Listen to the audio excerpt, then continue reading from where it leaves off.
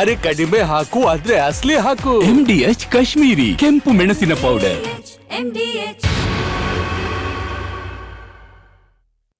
ನಮಸ್ಕಾರ, ಕರ್ನಾಟಕ ಪ್ರೈಮ್ ಟೈಮ್ಗೆ ಸ್ವಾಗತ. ನಾನು ರಂಜಿತ್ ಶಿರಿಯಾರ್. ಧರ್ಮಸ್ಥಳದ ಬುರುಡೆ ಗ್ಯಾಂಗ್ನ ಈ ಮುಖವಾಡ ಬಗೆದಷ್ಟು ಬಯಲಾಗ್ತಾ ಇದೆ. ಈ ಪ್ರಕರಣದಲ್ಲಿ ಈಗ SIT ತನಿಖೆ ಮಾಡ್ತಾ ಇದೆ, ED ಎಂಟ್ರಿ ಆಗಿದೆ, NIA ಇದರ ತನಿಖೆಯನ್ನು ಮಾಡಬೇಕು ಅನ್ನುವ ಒತ್ತಾಯವೂ ಕೂಡ ಕೇಳಿ ಬಂದಿದೆ. ಈ ಬುರುಡೆ ಗ್ಯಾಂಗ್ಗೆ ಈಗ ಡವ ಶುರುವಾಗಿದೆ. ಮತ್ತೊಂದು ಕಡೆಯಲ್ಲಿ SIT ಅಧಿಕಾರಿಗಳು ಈ ಹೊತ್ತಿಗೆ ಬುರುಡೆ ಪ್ರಕರಣದ ಅಸಲಿಯತ್ತು ಬಯಲಾದ ನಂತರ ಸೌಜನ್ಯ ಪ್ರಕರಣ ಇದಕ್ಕೆ ತಳುಕಾಕಿಕೊಂಡಿರೋದ್ರಿಂದ ಸೌಜನ್ಯ ಪ್ರಕರಣದಲ್ಲಿ ಈಗ ಮರು ತನಿಖೆ ಆಗುತ್ತಾ ಅನ್ನುವ ಬಹಳ ದೊಡ್ಡ ಪ್ರಶ್ನೆ ಎಲ್ಲರನ್ನು ಕಾಡ್ತಾ ಇದೆ. ED ಅಧಿಕಾರಿಗಳು ಫಾರಿನ್ ಫಂಡಿಂಗ್ ಆಗಿದೆ ಅನ್ನುವ ವಿಚಾರ ಇರೋದ್ರಿಂದಾಗಿ ಈಗ ಅದರ ಆಳವಾಗಿ ತನಿಖೆಗಿಳಿದಿದ್ದಾರೆ. ಮತ್ತೊಂದು ಕಡೆಯಲ್ಲಿ ಈ ಪ್ರಕರಣದಲ್ಲಿ ಇನ್ನಷ್ಟು ರೋಚಕ ಸತ್ಯವನ್ನು ರಿಪಬ್ಲಿಕ್ ಕನ್ನಡ ನಿಮ್ಮ ಮುಂದೆ ಬಯಲು ಮಾಡ್ತಾ ಇದೆ. ಮುಂದುವರೆದು ಗಮನಿಸ್ತಾ ಹೋದರೆ ಈ ಪ್ರಕರಣ ಎಲ್ಲೆಲ್ಲಿ ತಳುಕಾಕಿಕೊಂಡಿದೆ ಅನ್ನುವ ಎಲ್ಲವೂ ಕೂಡ ಈಗ ಬಯಲಾಗಿದೆ. ಎಲ್ಲರ ಮುಖವಾಡವೂ ತೆರೆದು ಬಂದಿದೆ. ಮತ್ತೊಂದು ಬಹಳ ಪ್ರಮುಖವಾಗಿ ನೋಡಿ, ನಮ್ಮ ವೀಸಾ ಕಾನೂನಿನ ಪ್ರಕಾರ ಯಾವುದೇ ವಿದೇಶದ ಧರ್ಮಗುರು ಭಾರತಕ್ಕೆ ಬಂದು ಧರ್ಮ ಬೋಧನೆಯನ್ನು ಮಾಡೋ ಹಾಗಿಲ್ಲ. ಆದರೆ ಅಂಥ ಒಂದು ವಿಚಾರ ಈಗ ನಮ್ಮ ಮುಂದೆ ಇದೆ. ವಿದೇಶದ ಧರ್ಮಗುರು ಈದ್ ಮಿಲಾದ್ಗೆ ಬೆಂಗಳೂರಿನ ಪ್ಯಾಲೇಸ್ ಗ್ರೌಂಡ್ಗೆ ಬಂದು ಧರ್ಮ ಬೋಧನೆ ಮಾಡ್ತಾರೆ ಅನ್ನೋ ವಿಚಾರ ಇವತ್ತು ದೊಡ್ಡ ಮಟ್ಟದಲ್ಲಿ ಸುದ್ದಿಯಾಗಿತ್ತು. ರಿಪಬ್ಲಿಕ್ ಕನ್ನಡ ಇದನ್ನು ಬ್ರೇಕ್ ಮಾಡಿ ಆದ ನಂತರ ನಮ್ಮ ವರದಿ ಇಂಪ್ಯಾಕ್ಟ್ ಕೂಡ ಆಗಿದೆ. ಅದೆಲ್ಲದರ ಪಿನ್ ಟು ಪಿನ್ ಮಾಹಿತಿಯನ್ನು ಇವತ್ತಿನ ಕರ್ನಾಟಕ ಪ್ರೈಮ್ ಟೈಮ್ನಲ್ಲಿ ನಿಮ್ಮ ಮುಂದೆ ತೆರೆದಿರ್ತೀವಿ. ಅದಕ್ಕಿಂತ ಮುಂಚೆ ಈ ಕ್ಷಣದ ಹೆಡ್ಲೈನ್ ನೋಡೋಣ ಬನ್ನಿ. ಬುರುಡೆ ಗ್ಯಾಂಗ್ ರಹಸ್ಯ ಭೇದಿಸಲು ಸಜ್ಜಾಗ್ತಿದೆ ತ್ರಿಶೂಲ. SIT ED ಜೊತೆ NIA ಎಂಟ್ರಿ ಫಿಕ್ಸ್. ಯೂಟ್ಯೂಬ್ ಷಡ್ಯಂತ್ರಕೋರರಿಗೆ ಶುರುವಾಯಿತು ನಡುಕ. ಸಮಾಧಿ ಬಿಟ್ಟು ಸೌಜನ್ಯ ಕೇಸ್ ಹಿಂದೆ ಬೀಳ್ತಾ SIT. ಉದಯ್ ಜೈನ್ಗೆ 8 ಗಂಟೆ ಡ್ರಿಲ್. ವಕೀಲರಿಲ್ಲದೆ ಮಾಸ್ಕ್ ಮ್ಯಾನ್ ಚಿನ್ನಯ್ಯ ಒದ್ದಾಟ. ಧರ್ಮಸ್ಥಳ ಕೇಸ್ನಲ್ಲಿ ಜೋರಾಯಿತು ಕ್ರೆಡಿಟ್ ಪಾಲಿಟಿಕ್ಸ್. ದೋಸ್ತಿಗಳ ಬೆನ್ನಲ್ಲೇ ಕಾಂಗ್ರೆಸ್ನಿಂದ ಶ್ರೀ ಕ್ಷೇತ್ರ ಚಲೋ. CM ತವರಿನಿಂದಲೇ ಜಾಥಾಗೆ ಚಾಲನೆ. ಕಾಂಗ್ರೆಸ್ ಸರ್ಕಾರಕ್ಕೆ ಪಚೀತಿ ತಂದ 5 ಕಾರ್ಯಕ್ರಮ. ಮತ್ತೊಮ್ಮೆ ಹಿಂದೂಗಳ ಕೆಂಗಣ್ಣಿಗೆ ಗುರಿಯಾದ ಗವರ್ನಮೆಂಟ್. ರಿಪಬ್ಲಿಕ್ ವರದಿ ಬೆನ್ನಲ್ಲೇ ವಿದೇಶಿ ಧರ್ಮಗುರುಗಳಿಗೆ ಖೋಕ್. ಉತ್ತರ ಭಾರತವನ್ನ ಮುಳುಗಿಸಿದ ಮಹಾಮಳೆ. ದೆಹಲಿ ಜಮ್ಮು ಸಂಪೂರ್ಣ ಜಲಾವೃತ. ಕುಲ್ಲುವಿನಲ್ಲಿ ಭೂಕುಸಿತಕ್ಕೆ 2 ಬಲಿ.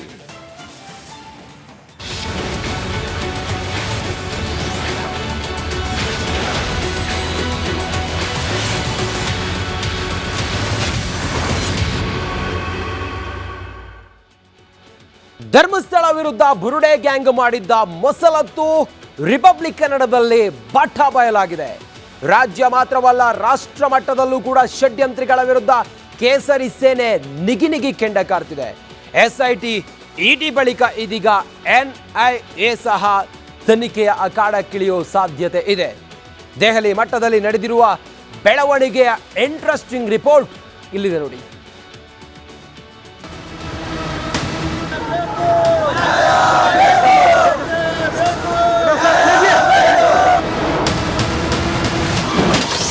ಧರ್ಮಸ್ಥಳ ಷಡ್ಯಂತ್ರ ಕೇಸ್ಗೆ ಎಂಟ್ರಿ ಆಗುತ್ತಾ NIA. ಷಡ್ಯಂತ್ರಿ ಬುರುಡೆ ಗ್ಯಾಂಗ್ಗೆ ತ್ರಿಶೂಲ ಸಂಕಷ್ಟ ಫಿಕ್ಸ್. ಧರ್ಮಸ್ಥಳ ಶ್ರೀ ಕ್ಷೇತ್ರದ ಉಳಿವಿಗಾಗಿ ಸನಾತನಿಗಳ ಧರ್ಮಯುದ್ಧ. ಧರ್ಮಸ್ಥಳಕ್ಕೆ ಸಾಲು ಸಾಲು ಜಾಥಾ. NIA ತನಿಖೆಗೆ ಒತ್ತಾಯ. ಷಡ್ಯಂತ್ರ ಕೂಟದ ವಿರುದ್ಧ ರಾಷ್ಟ್ರೀಯ ಮಟ್ಟದಲ್ಲೇ ತನಿಖೆ ಆಗಬೇಕೆಂದು ಆಗ್ರಹ. ಜಾತಿ ಧರ್ಮವನ್ನು ನೋಡದೆ ಧರ್ಮಾಧಿಕಾರಿಗಳ ಪರ ಪ್ರತಿಭಟನೆ. ಬುರುಡೆ ಗ್ಯಾಂಗ್ ವಿರುದ್ಧ ಸಮರ ಸಾರಿದ್ದು ಇದೀಗ ಈ ಧರ್ಮದ್ರೋಹಿಗಳಿಗೆ ತ್ರಿಶೂಲ ಸಂಕಷ್ಟ ಶುರುವಾಗಿದೆ.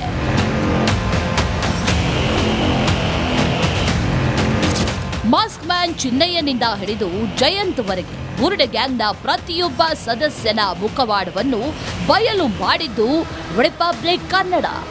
ಧರ್ಮಸ್ಥಳದಿಂದ ದೆಹಲಿಯವರೆಗೆ ಈ ಟೀಮ್ನ ನೆಟ್ವರ್ಕ್ ಹಬ್ಬಿರೋದನ್ನ ಜನತೆ ಮುಂದೆ ಬೆಚ್ಚಿಟ್ಟಿದ್ದು ನಾವೇ. ಬುರುಡೆ ಗ್ಯಾಂಗ್ನ ಬಂಡವಾಳವನ್ನ ನಾವು ಬಟಾಬಯಲು ಮಾಡ್ತಿದ್ದಂತೆ ಹಿಂದೂ ಸಮಾಜದೊಳಗಿನ ಆಕ್ರೋಶ ಜ್ವಾಲಾಮುಖಿಯಂತೆ ಸ್ಫೋಟಗೊಂಡಿತ್ತು.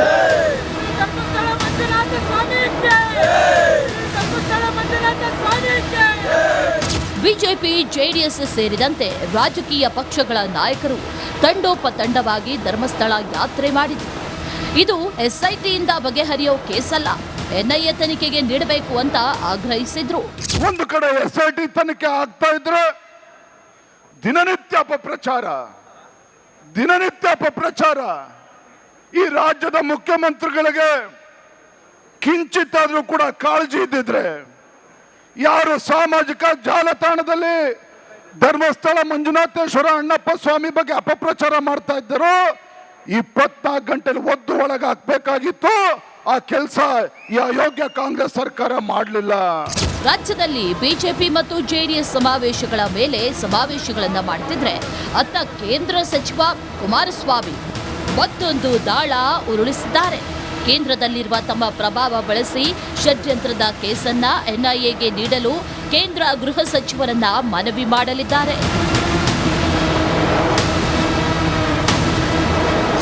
ಬಿಜೆಪಿ ಮತ್ತು ಆರ್ಎಸ್ಎಸ್ ನಾಯಕರ ಜೊತೆ ಸತತ ಸಭೆಗಳನ್ನ ಮಾಡಿರುವ ಕೇಂದ್ರ ಸಚಿವ ಕುಮಾರಸ್ವಾಮಿ ಬುರುಡೆ ಕೇಸ್ ತನಿಖೆಯನ್ನ ಎನ್ಐಎ, ಇಡಿಗೆ ವಹಿಸುವಂತೆ ಮನವಿ ಮಾಡಲಿದ್ದಾರೆ. ಧರ್ಮಸ್ಥಳ ವಿರುದ್ಧ ನಡೆದಿರುವ ಷಡ್ಯಂತ್ರದ ಸಂಬಂಧ ಕುಮಾರಸ್ವಾಮಿ ಸಮಗ್ರ ಮಾಹಿತಿ ಕಲೆ ಹಾಕಿದ್ದು ದಾಖಲೆಗಳ ಸಮೇತವೇ ಅಮಿತ್ ಶಾ ಅವರನ್ನ ಭೇಟಿಯಾಗಿ ಮನವರಿಕೆ ಮಾಡಲಿದ್ದಾರೆ. ಈ ವಾರವೇ ಕೇಂದ್ರ ಗೃಹ ಸಚಿವ ಅಮಿತ್ ಶಾ ಅವರನ್ನ ಕುಮಾರಸ್ವಾಮಿ ಭೇಟಿಯಾಗಲಿದ್ದು ಸಭೆ ಫಲಪ್ರದ ಆದರೆ ಮುಂದಿನ ವಾರವೇ ರಾಜ್ಯಕ್ಕೆ ಎನ್ಐಎ ಟೀಮ್ ಎಂಟ್ರಿ ಆಗಲಿದೆ. ಇಷ್ಟು ದಿನ ಅನುಕಂಪವನ್ನೇ ಬಂಡವಾಳ ಮಾಡಿಕೊಂಡು ಸುಳ್ಳಿನ ಕೋಟೆ ಕಟ್ಟಿದ್ದ ಬುರುಡೆ ಗ್ಯಾಂಗ್ಗೆ ಈಗ ತ್ರಿಶೂಲ ಸಂಕಷ್ಟ ಶುರುವಾಗಿದೆ. Suresh, political bureau, Republic Kannada. Dharmasthala ಕ್ಷೇತ್ರದ ವಿರುದ್ಧ ಬುರುಡೆ ಗ್ಯಾಂಗ್ ಹೆಣದಿದ್ದ ಮಸಲತ್ತಿಗೆ ಉಪ್ಪು ಖಾರ ಹಾಕಿ ದ್ವೇಷಾಗ್ನಿ ಹಚ್ಚಿದ ಸಮೀರ್ ಸೇರಿದಂತೆ ಕೆಲ ಯೂಟ್ಯೂಬರ್ಗಳಿಗೆ ಇದೀಗ ಯಮಗಂಡ ಕಾಲ ಶುರುವಾಗಿದೆ.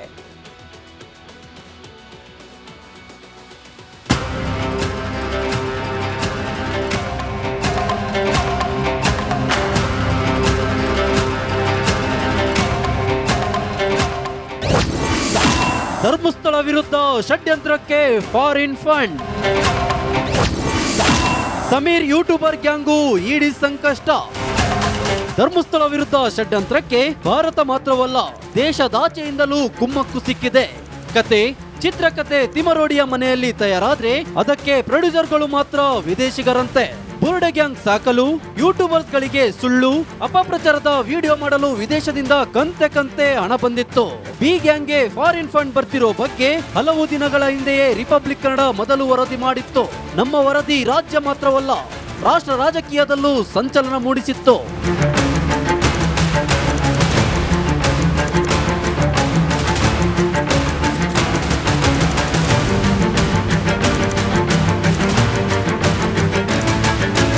ಇದೀಗ ಬುರುಡೆ ಗ್ಯಾಂಗ್ನ ಹಣದ ಮೂಲವನ್ನ ಭೇದಿಸಲು ಜಾರಿ ನಿರ್ದೇಶನಾಲಯ ಎಂಟ್ರಿ ಆಗಿದೆ. ಒಡನಾಡಿ ಮತ್ತು ಸಂವಾದದ ಬ್ಯಾಂಕ್ ಖಾತೆಗಳನ್ನ ಜಾಲಾಡುತ್ತಿವೆ. ಈ ನಡುವೆ ಧರ್ಮಸ್ಥಳ ವಿರುದ್ಧದ ಅಪಪ್ರಚಾರದಲ್ಲಿ ಯೂಟ್ಯೂಬರ್ಸ್ ಗಳಿಗೂ ಸಿಂಹಪಾಲಿದೆ. ಅವರ ಬ್ಯಾಂಕ್ ಖಾತೆಗಳನ್ನು ಜಾಲಾಡಬೇಕು ಎಂದು ಸಾಮಾಜಿಕ ಹೋರಾಟಗಾರ ಪ್ರಶಾಂತ್ ಸಾಂಬರಗಿ ಆಗ್ರಹಿಸಿದ್ದಾರೆ. ಈಗ 5 ಜನ ಯೂಟ್ಯೂಬರ್ ವಿರುದ್ಧ ನಾನು ಕಂಪ್ಲೇಂಟ್ ಅನ್ನು ಕೊಟ್ಟಿದ್ದೇನೆ. ಯಾಕೆಂದ್ರೆ ಚೆನ್ನಯ್ಯ ಅವರ ವಿಡಿಯೋನ್ನ ಅವರು ವಿಟ್ನೆಸ್ ಪ್ರೊಟೆಕ್ಷನ್ ಇರಬೇಕಾದ್ರೆ ವಿಟ್ನೆಸ್ 40 ದಿನ ಏನು SIT ಅಲ್ಲಿ ಒಂದು ಪ್ರೊಟೆಕ್ಟೆಡ್ ಆಗಿದ್ದ ಆ ಟೈಮಲ್ಲಿ ವಿಡಿಯೋ ಮಾಡಿಕೊಂಡು ಬಿತ್ತರಣೆ ಮಾಡಿದ್ದಾರೆ ಅಂತ. ಆದರೆ ಅವರು ಹೇಳ್ತಾ ಇರೋದು ಇದು ಅರೆಸ್ಟ್ಗಿನ ಮುಂಚೆ ಮಾಡಿರ್ತಕ್ಕಂಥ ವಿಡಿಯೋ ಅಂತ. ಅರೆಸ್ಟ್ಗಿಂತ ಮುಂಚೆ ಮಾಡಿದ್ರು ನೀವು ಇದರಲ್ಲಿ ಶಾಮೀಲಾಗಿದ್ದೀರಾ.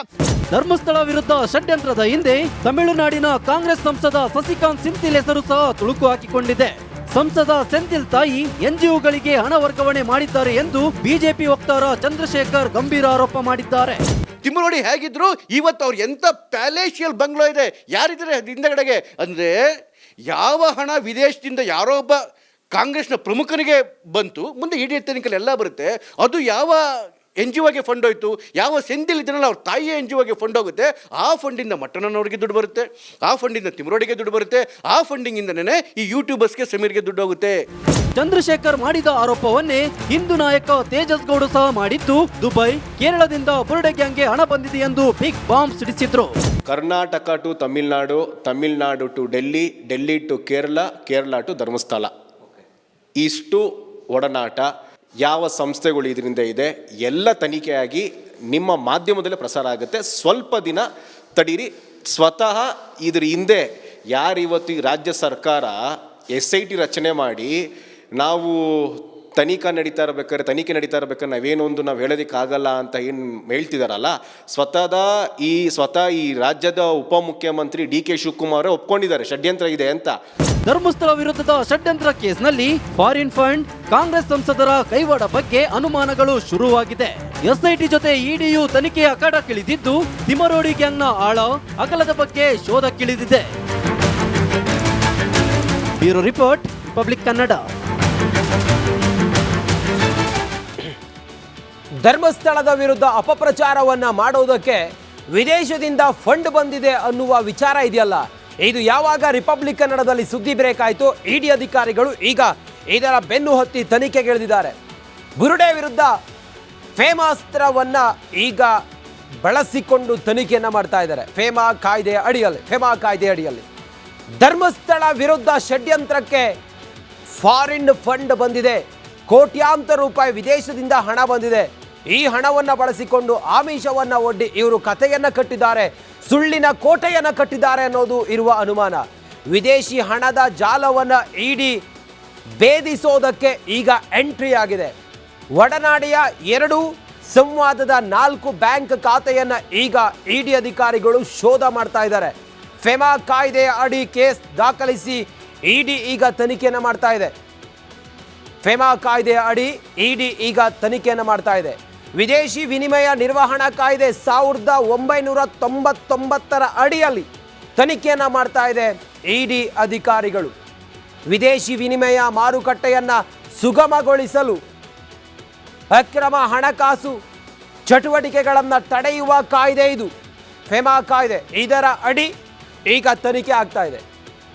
ಇದರ ನಿಯಮಗಳನ್ನು ಉಲ್ಲಂಘಿಸಿದರೆ ದಂಡ, ಅದರ ಜೊತೆಗೆ ಶಿಕ್ಷೆಯೂ ಕೂಡ ಗ್ಯಾರಂಟಿ.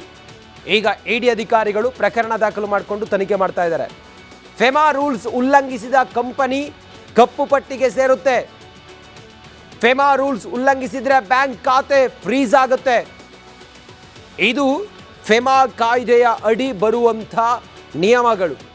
ಇದರ ಅಡಿಯಲ್ಲಿ ಏನಾದರೂ ತಪ್ಪಿತಸ್ಥರು ಅಂಥೇಳಿ ಆದರೆ ಇವರಿಗೆ ನಡುಕ, ಇವರಿಗೆ ಮುಂದೆ ಕಂಟಕ ಎದುರಾಗೋದು ಗ್ಯಾರಂಟಿ. ನೋಡಿ, ಧರ್ಮಸ್ಥಳದಲ್ಲಿ ಗುಂಡಿ ಅಗೆಸುವಾಗ ಅದೇನು ಗತ್ತು, ಅದೇನು ಗೈರತ್ತು, ಅದೇನು ಗಮ್ಮತ್ತು. ಕಾರಿನಲ್ಲಿ ಯುವಕರ ಗುಂಪಿನ ಒಳಗಿದ್ದ ಈ ವ್ಯಕ್ತಿ ಚೆನ್ನಯ್ಯ ಇವತ್ತು ಯಾರೂ ಇಲ್ಲದೆ ಏಕಾಂಗಿಯಾಗಿದ್ದಾನೆ. ಜೇಬ್ನಲ್ಲಿ ಬಿಡಿಗಾಸು ಇಲ್ಲದೆ ಪರದಾಡ್ತಾ ಇದ್ದಾನೆ ಈ ಚೆನ್ನಯ್ಯ. ಈ ಕುರಿತಾಗಿ ಒಂದು ಡಿಟೇಲ್ ವರದಿ, ಬನ್ನಿ ನೋಡೋಣ.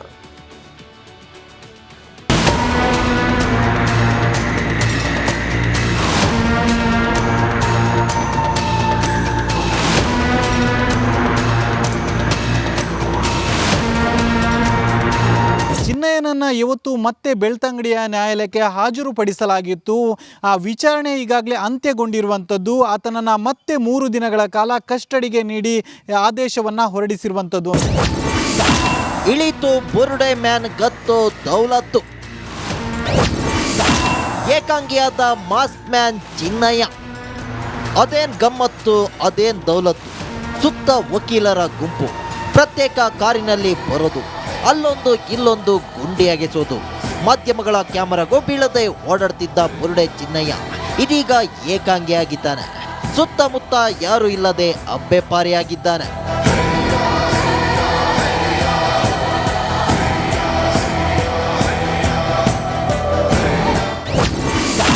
ಬುರುಡೆ ಮ್ಯಾನ್ಗೆ ಕೈ ಕೊಟ್ಟ ವಕೀಲರು. ಬುರುಡೆ ರಹಸ್ಯ ರಿವೀಲ್ ಆಗ್ತಿದ್ದಂತೆ ಚಿನ್ನಯ್ಯ ಯಾರಿಗೂ ಬೇಡವಾಗಿದ್ದಾನೆ.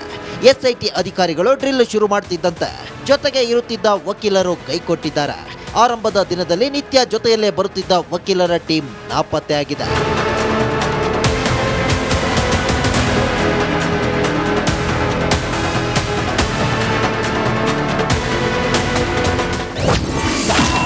ಬಿಡಿಗಾಸು ಇಲ್ಲದೆ ಮಾಸ್ಕ್ ಮ್ಯಾನ್ ಪರದಾಟ. ವಕೀಲರಿಗೆ ನೀಡಲು ಹಣ ಇಲ್ಲದೆ ಚಿನ್ನಯ್ಯ ಪರದಾಡುತ್ತಿದ್ದಾನೆ. ಕಸ್ಟಡಿ ಅವಧಿ ಮುಗಿದ ಹಿನ್ನೆಲೆ ಕೋರ್ಟ್ಗೆ ಹಾಜರುಪಡಿಸಲಾಗಿತ್ತು. ಈ ವೇಳೆ ಉಚಿತವಾಗಿ ವಕೀಲರನ್ನ ನೇಮಿಸುವಂತೆ ಚಿನ್ನಯ್ಯ ಮನವಿ ಮಾಡಿದ್ದಾನೆ. ಕಾನೂನು ಪ್ರಾಧಿಕಾರಕ್ಕೆ ತನಿಖಾಧಿಕಾರಿಗಳು ಮಾಹಿತಿ ನೀಡಿದ್ದಾರೆ.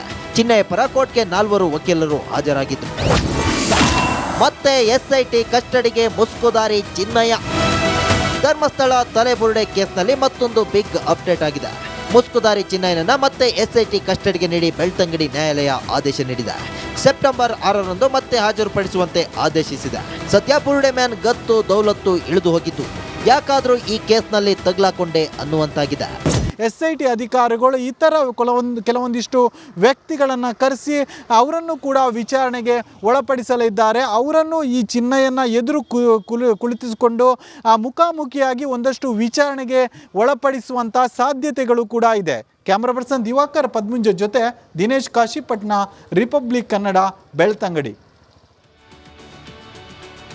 ಹಾಗಾದ್ರೆ SIT ಅಧಿಕಾರಿಗಳು ಈಗ ಕಲೆ ಹಾಕಿರುವಂಥ ಈ ಸಾಕ್ಷಿ ಇದೆಯಲ್ಲ, ಇದರ ಸೀಕ್ರೆಟ್ ಏನು ಅಂತ ಹೇಳಿ ನಾವೀಗ ನಿಮಗೆ ಹೇಳ್ತಾ ಹೋಗ್ತೀವಿ. ನೋಡಿ, ಸಮಾಧಿ ಉತ್ಖನನ ಕೇಸ್ನಲ್ಲಿ SIT ಅಧಿಕಾರಿಗಳು ಜಾಣ ನಡೆಯನ್ನ ಪ್ರದರ್ಶಿಸಿದ್ರು. ಸಾಕ್ಷ್ಯಗಳ ಸಂರಕ್ಷಣೆಯಲ್ಲಿ ಅಧಿಕಾರಿಗಳು ಬಹಳ ಎಚ್ಚರಿಕೆ ಹೆಜ್ಜೆಯನ್ನಿಟ್ಟಿದ್ರು. ಮಹಜರಿಗೂ ಮುನ್ನ ಜಾಣ ನಡೆಯನ್ನ SIT ಅಧಿಕಾರಿಗಳು ಪ್ರದರ್ಶನ ಮಾಡಿದ್ರು. ಪ್ರತಿಯೊಂದು ಮಹಜರಿಗೂ ಕೂಡ ಸರ್ಕಾರಿ ಅಧಿಕಾರಿಗಳನ್ನ ಬಳಕೆ ಮಾಡಿದ್ರು. ಸರ್ಕಾರಿ ನೌಕರರ ಸಮ್ಮುಖದಲ್ಲೇ ಪಂಚನಾಮೆ ಆಗಿತ್ತು, ಮಹಜರಾಗಿತ್ತು. ಪಂಚನಾಮೆಗೆ ಬೆಳ್ತಂಗಡಿಯ ಗ್ರಾಮ ಪಂಚಾಯತ್ ಕಾರ್ಯದರ್ಶಿ ಬಂದಿದ್ರು. ಸಾರ್ವಜನಿಕರನ್ನ ಬಳಸಿದ್ರೆ ಸಾಕ್ಷಿಗಳಿಗೆ ಬೆದರಿಕೆ ಅಥವಾ ಸಾಕ್ಷಿಗಳಿಗೆ ಇಲ್ಲಿ ಡಿಸ್ಟರ್ಬ್ ಆಗುತ್ತೆ ಅನ್ನೋ ಸಾಧ್ಯತೆ ಇರೋದ್ರಿಂದಾಗಿ, ಅಥವಾ ಅವರು ಹೇಳಬೇಕಾದಂಥ ಸತ್ಯವನ್ನು ಹೇಳೋದಿಲ್ಲ. ಈ ಕಾರಣದಿಂದಾಗಿ ಕೋರ್ಟ್ನಲ್ಲಿ ಉಲ್ಟಾ ಹೇಳಿಕೆ ನೀಡುವ ಸಾಧ್ಯತೆಯೂ ಇರುತ್ತೆ. ರೇಣುಕಾಸ್ವಾಮಿ ಕೊಲೆ ಕೇಸ್ನಲ್ಲೂ ಸರ್ಕಾರಿ ಅಧಿಕಾರಿಗಳನ್ನು ಬಳಸಿದ್ರು. ಇವತ್ತು ಆ ಹಂತಕ್ಕೆ ಹೋಗಿದೆ ಈ ಪ್ರಕರಣ. ಸುಪ್ರೀಂ ಕೋರ್ಟ್ನಲ್ಲಿದೆ ರೇಣುಕಾಸ್ವಾಮಿ ಕೊಲೆ ಪ್ರಕರಣ, ನಿಮ್ಗೆ ಗೊತ್ತಿದೆ. ಈಗ ಬುರುಡೆ ಕೇಸ್ನಲ್ಲೂ ಕೂಡ ಸರ್ಕಾರಿ ಅಧಿಕಾರಿಗಳನ್ನೇ ಬಳಕೆ ಮಾಡುವ ಮೂಲಕ ಜಾಣ ನಡೆಯನ್ನ SIT ಅಧಿಕಾರಿಗಳು ಪ್ರದರ್ಶಿಸಿದ್ದಾರೆ. ಬಹುಶಃ ಇದು ಮುಂದಿನ ಹಂತದಲ್ಲಿ ಇವರ ಸಾಕ್ಷಿ ಕೋರ್ಟ್ನಲ್ಲಿ ಸಾಬೀತಾದರೆ ಈ ಬುರುಡೆ ಗ್ಯಾಂಗ್ಗೆ ಜೈಲೂಟ ಗ್ಯಾರಂಟಿ.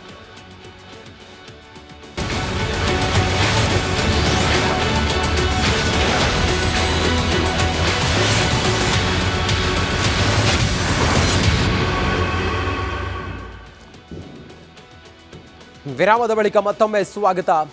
ಧರ್ಮಸ್ಥಳದ ವಿರುದ್ಧ ನಡೆಯುತ್ತಿರುವ ಷಡ್ಯಂತ್ರದ ವಿರುದ್ಧ ವಿರೋಧ ಪಕ್ಷಗಳು ಕೆರಳಿ ನಿಂತಿವೆ. ಬಿಜೆಪಿ ಮತ್ತು JDS ಧರ್ಮಸ್ಥಳ ಯಾತ್ರೆ ಬೆನ್ನಲ್ಲೇ ಕಾಂಗ್ರೆಸ್ ಪಡೆ ಅಲರ್ಟ್ ಆಗಿದೆ. ಇದೀಗ ಶ್ರೀ ಕ್ಷೇತ್ರ ಚಲೋ ಮೂಲಕ ಹಸ್ತ ಸೇನೆ ಕ್ರೆಡಿಟ್ ಪಡೆಯಲು ಮುಂದಾಗಿದೆ.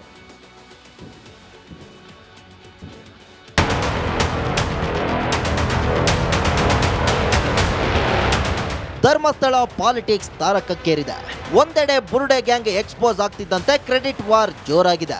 ದೋಸ್ತಿಗಳ ಬೆನ್ನಲ್ಲೇ ಕಾಂಗ್ರೆಸ್ ಪಡೆಯು ಅಲರ್ಟ್ ಆಗಿದ್ದು ಮಂಜುನಾಥನ ಸನ್ನಿಧಿಯತ್ತ ಹೆಜ್ಜೆ ಹಾಕ್ತಿದ್ದಾರೆ. ಧರ್ಮಸ್ಥಳ ಕೇಸ್ನಲ್ಲೇ ರಣರಣ ಕ್ರೆಡಿಟ್ ಪಾಲಿಟಿಕ್ಸ್. ದೋಸ್ತಿ ಪಡೆ ಬೆನ್ನಲ್ಲೇ ಕಾಂಗ್ರೆಸ್ನಿಂದ ಶ್ರೀ ಕ್ಷೇತ್ರ ಚಲೋ. ಟಾರ್ಗೆಟ್ ಧರ್ಮಸ್ಥಳ. ಕ್ಷೇತ್ರದ ವಿರುದ್ಧ ಪಿತೂರಿ ಬಯಲಾಗಿದೆ. ಇದೀಗ ರಾಜಕೀಯ ಲಾಭ ಪಡೆಯಲು ಕಾಂಗ್ರೆಸ್, ಬಿಜೆಪಿ, JDS ನಡುವೆ ಜಿದ್ದಿನ ರೇಸ್ ನಡೆಯುತ್ತಿದೆ. ದೋಸ್ತಿ ಪಡೆಗಳ ಧರ್ಮಸ್ಥಳ ಚಲೋ ಬೆನ್ನಲ್ಲೇ ಹಸ್ತ ಪಡೆಯು ಶ್ರೀ ಕ್ಷೇತ್ರ ಚಲೋ ಮಾಡಲು ಶುರು ಮಾಡಿದೆ.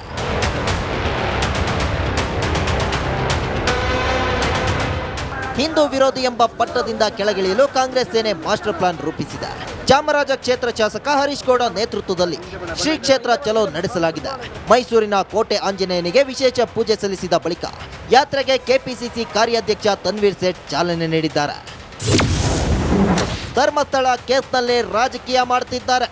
ಸತ್ಯ ಸಂಗತಿಗಳು ಹೊರಗೆ ಬರಲಿ ಅಂತ ಪ್ರಯತ್ನ ಮಾಡ್ತಾ ಇರುವಂಥ ಸರ್ಕಾರ, ಆ ಮಧ್ಯೆ ಇವತ್ತು ಅನೇಕ ರಾಜಕೀಯ ಪಕ್ಷಗಳು ತಮ್ಮ ರಾಜಕೀಯ ಒಂದು ಬೇಳೆಯನ್ನು ಬೇಯಿಸ್ಕೊಳ್ಳುವಂಥದ್ದಕ್ಕೆ, ಜನರಿಗೆ ದಾರಿ ತಪ್ಪಿಸುವಂಥದ್ದಕ್ಕೆ ಪ್ರಯತ್ನ ಮಾಡ್ತಾ ಇರುವಂಥ ಸಂದರ್ಭದಲ್ಲಿ ಮೈಸೂರಿಂದ ಇವತ್ತು ಈ ಧರ್ಮಯಾತ್ರೆಯನ್ನು ನಾವು ಪ್ರಾರಂಭ ಮಾಡಿಸ್ತಾ ಇದ್ದೀವಿ.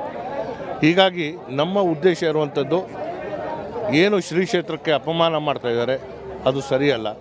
ಅದರ ಜೊತೆಗೆ ಇವತ್ತು ಏನು ತನಿಖಾ ದಳ ಇವತ್ತು ತನಿಖೆ ಮಾಡ್ತಾಯಿದೆ, ಅದಕ್ಕೆ ಸ್ವಾತಂತ್ರ್ಯವನ್ನು ನಾವು ಕೊಡಬೇಕು. ಸತ್ಯ ಸಂಗತಿಗಳು ಜನರ ಮುಂದೆ ಬರಬೇಕು ಅನ್ನೋದೇ ನಮ್ಮ ಆಸೆ. ವಿದೇಶಿ ಫಂಡಿಂಗ್ ಬಗ್ಗೆ ಕೇಂದ್ರ ಗಮನ ಹರಿಸುತ್ತೆ. ನೋಡಿ, ತನಿಖಾಧಿಕಾರಿಗಳು ಅದೆಲ್ಲವೂ ಸ್ಪಷ್ಟ ರೂಪದಲ್ಲಿ ನೋಡಬೇಕಾಗಿರುವಂಥದ್ದು.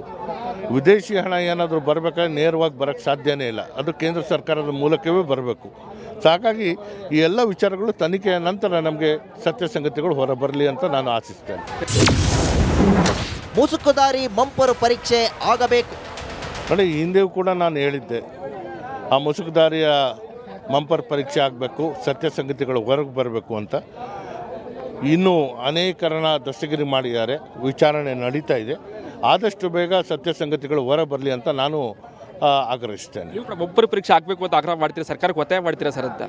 ಖಂಡಿತ. ಯಾಕಂದರೆ ತನಿಖೆ ಯಾವ ರೂಪದಲ್ಲಿ ಯಾವ ಸ್ವರೂಪದಲ್ಲಿ ಹೋಗಬೇಕು ಅನ್ನೋದನ್ನು ನಾವು ಹೇಳೋದಲ್ಲ. ಅಗತ್ಯ ಬಿದ್ದಲ್ಲಿ ಏನು ಬೇಕಾದರೂ ಮಾಡಬೇಕು, ಸತ್ಯ ಹೊರಗೆ ತರಬೇಕು ಅನ್ನೋದೇ ನನ್ನ ಆಗ್ರಹ. ರಾಜಕೀಯ ಯಾತ್ರೆ ಅಲ್ಲ, ಇದು ಧರ್ಮ ವಿಜಯ ಯಾತ್ರೆ. ಇದು ಯಾವುದೋ ಒಂದು ಆ ಪಕ್ಷಕ್ಕೆ ಕೌಂಟ್ರ್ ಕೊಡೋದಕ್ಕಾಗಲಿ ಇಲ್ಲ ಯಾವುದೋ ಒಂದು ರಾಜಕಾರಣದ ಪಿತೂರಿಗಾಗಿ ಇದನ್ನು ಮಾಡ್ತಾ ಇಲ್ಲ. ಇದನ್ನು ನಾವು ಶಿವನ ಆರಾಧನೆ ಮಾಡೋರು, ಶಿವನ ಆರಾಧಿಸೋಂಥವ್ರು ನಾವೆಲ್ಲರೂ, ನಮ್ಮ ಭಾರತ ದೇಶದಲ್ಲಿರೋವಂಥ ಎಲ್ಲರೂ. ಹಾಗಾಗಿ ಆ ಧರ್ಮಸ್ಥಳದಲ್ಲಿರುವಂಥ ಮಂಜುನಾಥೇಶ್ವರ ಆ ಶಿವನ ಬಗ್ಗೆ ಕಳಂಕರಹಿತವಾಗಿರೋದ್ರಿಂದ ಎಲ್ಲವನ್ನೂ ಸಾಲ್ವ್ ಆಗಿದ್ದರಿಂದ ನಾವೆಲ್ಲರನ್ನೂ ಒಟ್ಟಿಗೆ ಹೋಗಿ ಭಕ್ತಿಯಿಂದ ಶ್ರದ್ಧೆಯಿಂದ ಆ ಮಂಜುನಾಥೇಶ್ವರನಿಗೆ ಏನು ನಾವು ನಮ್ಮ ಮನಸ್ಸಿನಲ್ಲಿರೋದನ್ನ ಏನು ಸಲ್ಲಿಸಬೇಕು ಭಕ್ತಿಪೂರ್ವಕವಾಗಿ ನಾವು ಅವನಿಗೆ ಶರಣಾಗ್ಬಿಟ್ಟು ನಮಸ್ಕಾರ ಮಾಡಿಬಿಟ್ಟು ಬರೋಕ್ಕೆ ಹೋಗ್ತಾ ಇದ್ದೀವಿ ನಾವು. ಒಟ್ಟಾರೆ ದೋಸ್ತಿ ಪಡೆ ಬೆನ್ನಲ್ಲೇ ಪುಣ್ಯಕ್ಷೇತ್ರದ ಪರ ನಾವಿದ್ದೇವೆ ಎಂದು ಸಂದೇಶ ಕೊಡಲು ಕಾಂಗ್ರೆಸ್ ಶಾಸಕರು ಪ್ಲಾನ್ ಮಾಡಿದ್ದಾರೆ.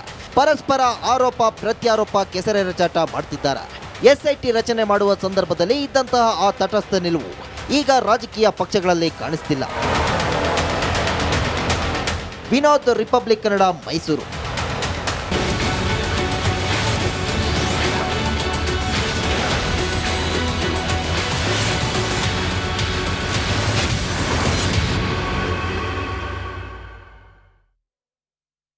ವಿರಾಮದ ಬಳಿಕ ಮತ್ತೆ ಸ್ವಾಗತ. ಯಾವುದೇ ಕಾಂಪ್ರಮೈಸ್ ಇಲ್ಲದೆ ರಿಪಬ್ಲಿಕ್ ಕನ್ನಡ 100% ನ್ಯೂಸ್ ಕೊಡುತ್ತೆ. ಇದೇ ರೀತಿ ಓರಿಯಂಟ್ ಬೆಲ್ಟ್ ಟೈಲ್ಸ್ ಕೂಡ 100ಕ್ಕೆ 100ರಷ್ಟು ಬಲಿಷ್ಠವಾಗಿದೆ. ನವ ಭಾರತಕ್ಕಾಗಿ ಹೊಸ ಆಯ್ಕೆ ಮುಖ್ಯ. ನೆಕ್ಸ್ಟ್ ಸ್ಟೋರಿ ನೋಡೋಣ. ಕಾಂಗ್ರೆಸ್ ಅತಿಯಾಗಿ ಮುಸ್ಲಿಮರನ್ನ ಓಲೈಕೆ ಮಾಡುತ್ತೆ ಅನ್ನೋ ಬಿಜೆಪಿ ನಾಯಕರ ಆರೋಪಗಳಿಗೆ ಆಡಳಿತ ಪಕ್ಷವೇ ಮೇಲಿಂದ ಮೇಲೆ ಸಾಕ್ಷಿಗಳನ್ನು ನೀಡ್ತಾ ಇದೆ. ಸಿಎಂ ಡಿಸಿಎಂ ಭಾಗಿಯಾಗುವ ಕಾರ್ಯಕ್ರಮದಲ್ಲಿ ವೀಸಾ ನಿಯಮ ಉಲ್ಲಂಘನೆಯಾಗಿದ್ದು ರಿಪಬ್ಲಿಕ್ ಕನ್ನಡ ವರದಿ ಬ್ರೇಕ್ ಮಾಡಿದ ಬೆನ್ನಲ್ಲೇ ಸರ್ಕಾರ ಪೇಚಿಗೆ ಸಿಲುಕಿದೆ.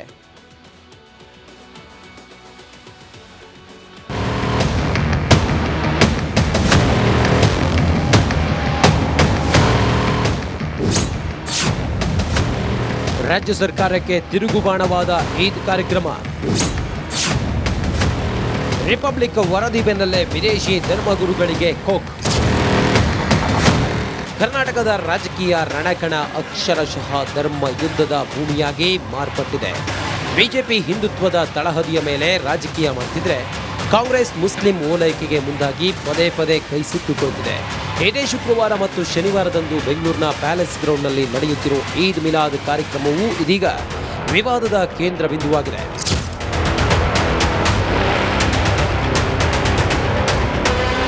ಈದ್ ಮಿಲಾದ್ ಪ್ರಯುಕ್ತ ಬೆಂಗಳೂರಿನಲ್ಲಿ ನಡೆಯುತ್ತಿರುವ ಮುಸ್ಲಿಮರ ಬೃಹತ್ ಕಾರ್ಯಕ್ರಮಕ್ಕೆ ಸೌದಿ ಅರೇಬಿಯಾ, ಇರಾಕ್, ಯಮನ್ ದೇಶಗಳ ಧರ್ಮಗುರುಗಳಿಗೆ ಆಹ್ವಾನ ನೀಡಲಾಗಿತ್ತು. ಅಂತಾರಾಷ್ಟ್ರೀಯ ಮಟ್ಟದ ಎಲ್ಲ ವಿದ್ವಾಂಸರು ಭಾಗವಹಿಸುವಂತಹ ಮಕ್ಕಾ, ಮದೀನಾ, ಯಮನ್, ಜೋರ್ಡಾನ್, ಬಾಗ್ದಾದ್ ಮುಂತಾದ ಕಡೆಗಳಿಂದ ಹಾಗೂ ಭಾರತದ ಪ್ರಸಿದ್ಧ ಸೂಫಿ ಸಂತರು, ಉಲಮಾಗಳು ಭಾಗವಹಿಸುವಂಥ ಒಂದು ಐತಿಹಾಸಿಕ ಕಾರ್ಯಕ್ರಮವಾಗಿದೆ.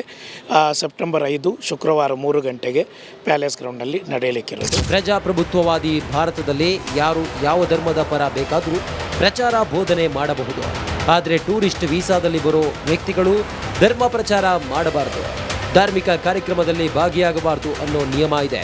ಆದರೆ ಈ ಕಾರ್ಯಕ್ರಮದಲ್ಲಿ ಆ ರೂಲ್ಸ್ ಬ್ರೇಕ್ ಆಗಿದ್ದಾರೆ. ನ್ಯಾಷನಲ್ ಸೆಕ್ಯೂರಿಟಿ ಒಂದೇ ನಾಣ್ಯದ ಎರಡು ಮುಖಗಳಿದ್ದಂಗೆ. ಈ ಫಾರಿನರ್ಸ್ ಆ್ಯಕ್ಟ್ ವೀಸಾ ನಿಯಮ ಉಲ್ಲಂಘನೆ ಆದರೆ ಅದನ್ನು ದೇಶದ ಆಂತರಿಕ ಭದ್ರತೆಗೆ ನೇರ ಹೊಡ್ತಾನೆ ಅದು. ಹಾಗಾಗಿ ಕೇಂದ್ರ ಗೃಹ ಇಲಾಖೆ, FRO ಮತ್ತು ಬ್ಯೂರೋ ಆಫ್ ಇಮಿಗ್ರೇಷನ್ ಮತ್ತು ಬೆಂಗಳೂರು ನಗರ ಪೊಲೀಸರು ಇದನ್ನು ಕ್ರಮ ವಹಿಸಬೇಕು. ಇದಕ್ಕೆ ರಿಪಬ್ಲಿಕ್ ಕನ್ನಡದಲ್ಲಿ ನ್ಯೂಸ್ ಬ್ರೇಕ್ ಆಗ್ತಿದ್ದಂತೆ ಎಚ್ಚೆತ್ತ ಬಿಜೆಪಿ ಮತ್ತು ಕನ್ನಡ ಪರ ಸಂಘಟನೆಗಳು ರಾಜ್ಯ ಸರ್ಕಾರದ ವಿರುದ್ಧ ಮುಗಿಬಿದ್ದುವ. ವೀಸಾ ನಿಯಮ ಉಲ್ಲಂಘಿಸಿ ಕಾರ್ಯಕ್ರಮ ಆಯೋಜನೆ ಅವಕಾಶ ನೀಡಬಾರದು ಎಂದು ಕಮಿಷನರ್ಗೆ ಹಿಂದೂ ಜಾಗೃತಿ ಸಮಿತಿ ದೂರು ನೀಡಿದೆ. ಹಿಂದೂ ನಾಯಕ ತೇಜಸ್ ಗೌಡ ಮತ್ತು ಮಾಜಿ ಡಿಸಿಎಂ ಅಶ್ವಥ್ ನಾರಾಯಣ್ ಸರ್ಕಾರದ ವಿರುದ್ಧ ಕಿಡಿಕಾರಿದ್ರು.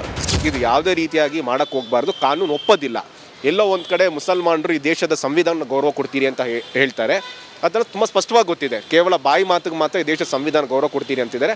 ಗೌರವ ಕೊಡಂಗಿದ್ದಿದ್ರೆ ಯಾಕೆ ಅವ್ರ ಈಗ ಗೊತ್ತಿಲ್ವಾ, ಈ ಕೆಲವೊಂದು ರೂಲ್ಸ್ ಇರೋದು ಗೊತ್ತಿದ್ದು ಮಾಡ್ತಿದ್ದಾರೆ ಅಂತಂದರೆ ಅವ್ರಿಗೂ ಸಹ ತುಂಬ ಚೆನ್ನಾಗಿ ಗೊತ್ತಿದೆ. ರಾಜ್ಯದಲ್ಲಿರೋದು ಮುಸಲ್ಮಾನರ ಪರ ಸರ್ಕಾರ, ನಾವೇನೇ ಮಾಡಿದ್ರೂ ಸರ್ಕಾರ ಸುಮ್ಮನೆ ಇರುತ್ತೆ ಅಂತ. ಹಾಗಾಗಿ ಹಿಂದೂ ಪರ ಸಂಘಟನೆಗಳು, ಎಲ್ಲ ಹಿಂದೂ ಕಾರ್ಯಕರ್ತರು ಇದೇನಾದರೂ ನೀವು ಪರ್ಮಿಷನ್ ಕೊಟ್ಟಿದೆ ಆದಲ್ಲಿ ಮುಂದೆ ಉಗ್ರ ಹೋರಾಟ ಮಾಡ್ತೀರಿ. ನಿರ್ಬಂಧನೆಯನ್ನ ಒಂದು ಜವಾಬ್ದಾರಿತ್ವಾಗಿ, ಕಾನೂನು ಯಾವಾಗಲೂ ಸಂವಿಧಾನನ ಜೇಬಲ್ಲಿ ಇಟ್ಕೊಂಡು ಓಡಾಡೋಂಥ ನಮ್ಮ ಕಾಂಗ್ರೆಸ್ ನಾಯಕರುಗಳು ಇದನ್ನೆಲ್ಲ ಅರ್ಥ ಮಾಡ್ಕೋಬೇಕು. ಸುಮ್ಮನೆ ನಾಟಕ ಮಾಡೋದಲ್ಲ, ಅದನ್ನು ಪಾಲನೆ ಮಾಡುವಂಥದ್ದು ಆಗಬೇಕು. ಹಾಗಾಗಿ ಇವತ್ತೇನು ಟೂರಿಸ್ಟ್ ವೀಸಾದಲ್ಲಿ ಬಂದಾಗ, ಈವನ್ ಡಿಪ್ಲೊಮ್ಯಾಟಿಕ್ ವೀಸಾದಲ್ಲಿ ಬಂದರೂ ಸಹ ಏನು ಕಾರ್ಯಕ್ರಮ ಮಾಡಬೇಕು ಏನು ಮಾಡಬಾರ್ದು ಅನ್ನೋಂಥ ನಿರ್ಬಂಧನೆಗಳಿರ್ತವೆ.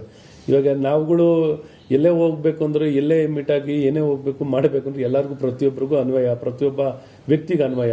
ಈದ್ ಮಿಲಾದ್ ಕಾರ್ಯಕ್ರಮದಲ್ಲಿ ರೂಲ್ಸ್ ಉಲ್ಲಂಘನೆ ರಾಜ್ಯ ಸರ್ಕಾರವನ್ನ ಪೇಚಿಗೆ ಸಿಲುಕಿಸಿತ್ತು. ಇದ್ರ ಬಗ್ಗೆ ನನಗೆ ಗೊತ್ತೇ ಇಲ್ಲ ಅಂತ ಡಿಸಿಎಂ ಡಿಕೆಶಿ ಜಾರಿಕೊಂಡ್ರೆ ನಮ್ಮಿಂದ ತಪ್ಪಾಗೋಕೆ ಸಾಧ್ಯವೇ ಇಲ್ಲ ಅಂತ ಪರಮೇಶ್ವರ್ ಹೇಳಿದ್ರು. ನನಗೆ ಗೊತ್ತಿಲ್ಲ, ಅದು ಅನೇಕ ಧಾರ್ಮಿಕ ಸಭೆಗಳು ನಡೀತವೆ. ಯಾರ್ಯಾರು ಬಂದು ಏನೇನು ಪ್ರಚಾರ ಮಾಡ್ತಾರೋ ನಮ್ಮ ದೇಶದ ಹಿತ, ಅವರ ಧರ್ಮದ ಹಿತಕ್ಕೆ ಯಾರು ಮಾಡ್ತಾರೆ ಅದಕ್ಕೆ ನಾವು ಯಾವುದು ಕೂಡ ಇನ್ವಾಲ್ವ್ ಆಗಲಿಕ್ಕೆ ನಾವು ಹೋಗುವುದಿಲ್ಲ. ಹಿಂದೆ ಕೂಡ ಬೇಕಾದಷ್ಟು ಜನ ಇಂಟರ್ನ್ಯಾಷನಲ್ ಲೆವೆಲ್ ಧರ್ಮ ಪ್ರಚಾರಕರೆಲ್ಲ ಬಂದು ಬೆಂಗಳೂರಲ್ಲಿ ಭಾಷಣ ಮಾಡಿರೋದು, ಭಾರತದಲ್ಲಿ ಮಾಡಿದ್ದೆಲ್ಲ ನಾವೆಲ್ಲ ನೋಡಿದ್ದೇವೆ. ನಾವು ಈಗಾಗಲೇ ಪೊಲೀಸ್ ಇಲಾಖೆ ವತಿಯಿಂದ ಯಾರು ಆರ್ಗನೈಸರ್ಸ್ ಇದ್ದಾರೆ, ಈ ಕಾರ್ಯಕ್ರಮವನ್ನು ಆಯೋಜನೆ ಮಾಡೋರು ಯಾರಿದ್ದಾರೆ ಅವರಿಗೆ ಗಮನಕ್ಕೆ ತಂದಿದ್ದೇವೆ. ಫಾರಿನರ್ಸು ಬಂದು ಧಾರ್ಮಿಕ ಕಾರ್ಯಕ್ರಮದಲ್ಲಿ ಪ್ರಚಾರ ಮಾಡೋದಕ್ಕಾಗಲಿ ಅಥವಾ ಭಾಗವಹಿಸೋದಕ್ಕಾಗಲಿ ನಮ್ಮ ದೇಶದ ಕಾನೂನಿನಲ್ಲಿ ಅವಕಾಶ ಇಲ್ಲ. ಆದ್ದರಿಂದ ನೀವು ರಿಸ್ಟ್ರೈಂಟ್ ಮಾಡ್ಕೊಳ್ಳಿ ಅಂತ ಇದನ್ನು ನಾವು ಈಗಾಗಲೇ ಗಮನಕ್ಕೆ ತಂದಿದ್ದೇವೆ. ಬೆಂಗಳೂರು ಈದ್ ಮಿಲಾದ್ ಕಾರ್ಯಕ್ರಮ ವಿವಾದದ ಬಗ್ಗೆ ರಿಪಬ್ಲಿಕ್ ಕನ್ನಡ ವರದಿಯ ಬಳಿಕ ಸರ್ಕಾರ ಎಚ್ಚೆತ್ತಿದ್ದು, ವಿದೇಶಿ ಧರ್ಮಗುರುಗಳು ಕಾರ್ಯಕ್ರಮಕ್ಕೆ ಬರಲ್ಲ ಎಂದು ಸಚಿವ ಸಮೀರ್ ಅಹಮದ್ ಖಾನ್ ಹೇಳಿದರು. ಇಲ್ಲ ಈಗೇನಾಗಿದೆ, ಭಾಳ ಜನ ಮಕ್ಕಾ ಗುರುಗಳು, ನಮ್ಮ ಗ್ರ್ಯಾಂಡ್ ಮುಫ್ತಿಯವರು ಮಕ್ಕಾ ಶರೀಫಿಂದ, ಮದೀನಾ ಶರೀಫಿಂದ, ಯಮನ್ನಿಂದ 3 ಜಾಗ ಅವ್ರು ಟೂರಿಸ್ಟ್ ವೀಸಾದಲ್ಲಿ ಬರ್ತಾಯಿದೆ. ಕಾನೂನಲ್ಲಿ ಟೂರಿಸ್ಟ್ ವೀಸಾಲ್ಲಿ ಬಂದರೆ ಕಾರ್ಯಕ್ರಮಕ್ಕೆ ಬರೋಕ್ಕೆ ಪ್ರಾವಿಷನ್ ಇಲ್ಲ. ಆ ಕಾರಣಕ್ಕೆ ಅವ್ರ ಕಾರ್ಯಕ್ರಮಕ್ಕೆ ಬರ್ತಾ ಇಲ್ಲ. ನಮ್ಮ ಪ್ರಾವಿಷನ್ ಸರ್ಕಾರ ನಿಯಮ ಬಿಟ್ಟು ನಾವು ಬೇರೆ ಕಾರ್ಯಕ್ರಮ ಮಾಡೋಕ್ಕೆ ಸಾಧ್ಯ ಆಗಲ್ಲ. ಇದು ಒಂದು ಸೋಷಿಯಲ್ ಮೀಡಿಯಲ್ಲಿ ನಡೀತಾ ಇದೆ, ಏನೇನೋ ನಡೀತಾ ಇದೆ. ಕಾರ್ಯಕ್ರಮ ವೀಸಾ ಇಲ್ಲ, ಟೂರಿಸ್ಟ್ ವೀಸಾದಲ್ಲಿ ಬಂದಿರೋದು, ಕಾರ್ಯಕ್ರಮಕ್ಕೆ ಪಾರ್ಟಿಸಿಪೇಟ್ ಮಾಡ್ತಾ ಇದ್ದಾರೆ. ಯಾವ ಕಾರಣಕ್ಕೆ ಕಾನೂನು ಬಿಟ್ಟು ಯಾವ ಕಾರ್ಯಕ್ರಮ ನಾವು ಮಾಡಲ್ಲ. ರಾಜ್ಯ ಕಾಂಗ್ರೆಸ್ ಸರ್ಕಾರದ ಸ್ಥಿತಿ ಈಗ ಕೋಲು ಕೊಟ್ಟು ಹೊಡೆಸಿಕೊಂಡಂತೆ ಆಗಿದೆ. ಕಾರ್ಯಕ್ರಮಕ್ಕೆ ಮುಸ್ಲಿಂ ಧರ್ಮಗುರುಗಳಿಗೆ ಆಹ್ವಾನ ನೀಡುವ ಮುನ್ನ ವೀಸಾ ನಿಯಮಗಳನ್ನ ತಿಳಿಯಬೇಡುವ ಅಥವಾ ಎಲ್ಲ ಗೊತ್ತಿದ್ದು ಆಯೋಜಕರು ಹುಂಬುತನ ತೋರಿದ್ರ ಅನ್ನೋ ಅನುಮಾನ ಬಲಗೊಳ್ಳುತ್ತಿದೆ. Report Republic Kannada. ಹಾಗಾದ್ರೆ ನಮ್ಮ ದೇಶದ ಈ ಮಣ್ಣಿನ ಕಾನೂನು ಹೇಳೋದೇನು, ಫಾರಿನರ್ಸ್ ಕಾಯ್ದೆ ಹೇಳೋದೇನು? ಹಾಗಾದ್ರೆ ನೋಡ್ತಾ ಹೋಗೋಣ ಬನ್ನಿ. ಫಾರಿನರ್ಸ್ ಕಾಯ್ದೆ ಪ್ರಕಾರ ಧರ್ಮ ಪ್ರಚಾರ ನಿಷೇಧ. ಬೇರೆ ದೇಶದಿಂದ ಬಂದು ನಮ್ಮ ದೇಶದಲ್ಲಿ ಅವರ ಧರ್ಮವನ್ನು, ಅವರ ಮತವನ್ನು, ಅವರ ಸಮುದಾಯವನ್ನು ಪ್ರಚಾರ ಮಾಡೋದು ಅದಕ್ಕೆ ನಿಷೇಧ ಇದೆ. ಸುತಾರಾಮ್ ಅವಕಾಶ ಇಲ್ಲ. ವಿದೇಶಿ ಧರ್ಮಗುರುಗಳು ಪ್ರಚಾರ ಮಾಡುವಂತಿಲ್ಲ. ಯಾವುದೇ ಬೇರೆ ದೇಶದ ಧರ್ಮಗುರು ಅಥವಾ ಯಾರೋ ಒಬ್ಬ ಬಂದು ಇಲ್ಲಿ ಆತನ ಧರ್ಮದ ಬಗ್ಗೆ ಪ್ರಚಾರವನ್ನು ಮಾಡುವಂತಿಲ್ಲ. ಧರ್ಮ ಬೋಧನೆಗೆ ವೀಸಾವನ್ನೇ ಭಾರತ ನೀಡೋದಿಲ್ಲ. ಆ ರೀತಿಯ ವೀಸಾವನ್ನು ಭಾರತ ಯಾವತ್ತೂ ನೀಡೋದಿಲ್ಲ. ಟೂರಿಸ್ಟ್ ವೀಸಾ, ಮಿಷನರಿ ವೀಸಾಗೂ ಕೂಡ ಇದು ಅನ್ವಯ ಆಗುತ್ತೆ. ಆ ವೀಸಾವನ್ನು ತೆಗೆದುಕೊಂಡು ಬಂದು ಆ ವೀಸಾದ ಅಡಿಯಲ್ಲಿ ಭಾರತಕ್ಕೆ ಬಂದು ಈ ರೀತಿ ಧರ್ಮ ಪ್ರಚಾರ ಮಾಡ್ತಾರೆ ಅನ್ನೋದಾದರೆ ಶಿಕ್ಷಾರ್ಹ ಅಪರಾಧ ಆಗುತ್ತೆ. ಧಾರ್ಮಿಕ ಕಾರ್ಯಕ್ರಮದಲ್ಲಿ ಭಾಗವಹಿಸುವಂತಿಲ್ಲ. ಕೇವಲ ಪ್ರಚಾರ ಮಾತ್ರ ಅಲ್ಲ, ಬೋಧನೆ ಮಾತ್ರ ಅಲ್ಲ, ಅಥವಾ ಇನ್ನೊಂದು ಮಾತ್ರ ಅಲ್ಲ, ಇಲ್ಲಿ ಧಾರ್ಮಿಕ ಕಾರ್ಯಕ್ರಮದಲ್ಲೂ ಕೂಡ ಆ ವ್ಯಕ್ತಿ ಭಾಗವಹಿಸುವಂತಿಲ್ಲ. ಈ ಹಿಂದೆ ಬೆನ್ನಿ ಹಿನ್ ಕಾರ್ಯಕ್ರಮವನ್ನು ತಡೆ ಹಿಡಿಯಲಾಗಿತ್ತು. ಆ ರೀತಿ ಏನಾದರೂ ಕಂಡು ಬಂತು ಅಂತ ಹೇಳಿ ಆದರೆ ಸರ್ಕಾರ ಅಂಥ ಕಾರ್ಯಕ್ರಮವನ್ನು ನಡೆಸೋದಕ್ಕೆ ಬಿಡೋದಿಲ್ಲ. ಧಾರ್ಮಿಕ ಕಾರ್ಯಕ್ರಮಕ್ಕೆ ಬರೋರಿಗೆ ವೀಸಾವನ್ನು ನೀಡೋದಕ್ಕೆ ಅವಕಾಶವೇ ಇಲ್ಲ. ಈ ನೆಲದ ಕಾನೂನಿನಲ್ಲಿ, ಭಾರತದ ಕಾನೂನು ಸಂವಿಧಾನದಲ್ಲಿ ಅವಕಾಶ ಇಲ್ಲವೇ ಇಲ್ಲ. ಅದನ್ನು ಮೀರಿ ನೀವು ಇಂಥದ್ದೊಂದು ಕಾರ್ಯಕ್ರಮದ ಆಯೋಜನೆಗೆ ನೀವು ಮುಂದಾಗಿದ್ದೀರಿ ಅನ್ನೋದಾದರೆ ಈ ನೆಲದ ಕಾನೂನಿಗೆ ನೀವು ಗೌರವವನ್ನು ಕೊಡ್ತೀರಿ ಅನ್ನೋದನ್ನು ನೀವೇ ಪ್ರಶ್ನೆ ಮಾಡ್ಕೊಳ್ಬೇಕಾಗಿದೆ. ದಸರಾ ಉದ್ಘಾಟಿಸುವಂತೆ ಭೂಕರ ಪ್ರಶಸ್ತಿ ವಿಜೇತೆ ಭಾನು ಮುಷ್ತಾಕ್ಗೆ ಮೈಸೂರು ಜಿಲ್ಲಾಡಳಿತ ಅಧಿಕೃತ ಆಹ್ವಾನವನ್ನು ನೀಡಿದೆ. ಹಿಂದೂಗಳ ವಿರೋಧಕ್ಕೆ ಮಣಿಯದೆ ಸರ್ಕಾರ ಆಹ್ವಾನಿಸಿರೋದು ಬಿಜೆಪಿ ಹಾಗೂ ಹಿಂದೂ ಸಂಘಟನೆಗಳ ಕಣ್ಣು ಕೆಂಪಗಾಗಿಸಿದೆ.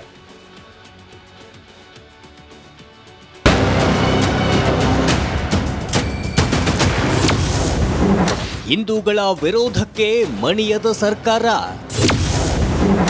ದಸರಾ ಉದ್ಘಾಟನೆಗೆ ಭಾನುಗೆ ಅಧಿಕೃತ ಆಹ್ವಾನ.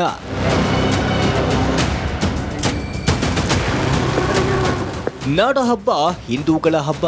ಬೂಕರ್ ಪ್ರಶಸ್ತಿ ವಿಜೇತೆ ಭಾನು ಮುಷ್ತಾಕ್ ದಸರಾ ಉದ್ಘಾಟನೆಗೆ ಹಿಂದೂ ಸಂಘಟನೆಗಳು ವಿರೋಧ ವ್ಯಕ್ತಪಡಿಸಿದ್ದವು. ಮೈಸೂರು ಚಲೋ ಮಾಡುವುದಾಗಿ ಬಿಜೆಪಿ ನಾಯಕರು ಗುಟುರು ಹಾಕಿದ್ರು. ಇದಕ್ಕೆ ಕ್ಯಾರೆ ಎನ್ನದ ಸರ್ಕಾರ ದಸರಾ ಉದ್ಘಾಟನೆಗೆ ಭಾನು ಮುಷ್ತಾಕ್ಗೆ ಅಧಿಕೃತವಾಗಿ ಆಹ್ವಾನ ನೀಡಿದೆ. ಹಾಸನ ನಗರದ ಅಮೀರ್ ಮೊಹಲ್ಲಾದ್ ಭಾನು ಮುಷ್ತಾಕ್ ನಿವಾಸಕ್ಕೆ ಭೇಟಿ ನೀಡಿದ್ದ ಮೈಸೂರು ಜಿಲ್ಲಾಧಿಕಾರಿ ದಸರಾ ಉದ್ಘಾಟನೆಗೆ ಬರುವಂತೆ ಆಹ್ವಾನಿಸಿದ್ರು.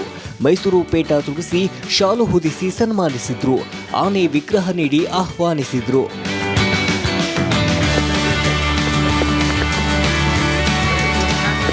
ಜಿಲ್ಲಾಡಳಿತದವರು, ಮೈಸೂರು ಜಿಲ್ಲಾಡಳಿತದವರು ಒಂದು ಸರ್ಕಾರದ ತೀರ್ಮಾನದ ರೀತ್ಯ ಇವರು ನನ್ನನ್ನು ಆಹ್ವಾನ ಮಾಡಲಿಕ್ಕೆ ಇಲ್ಲಿಗೆ ಬಂದಿದ್ದಾರೆ.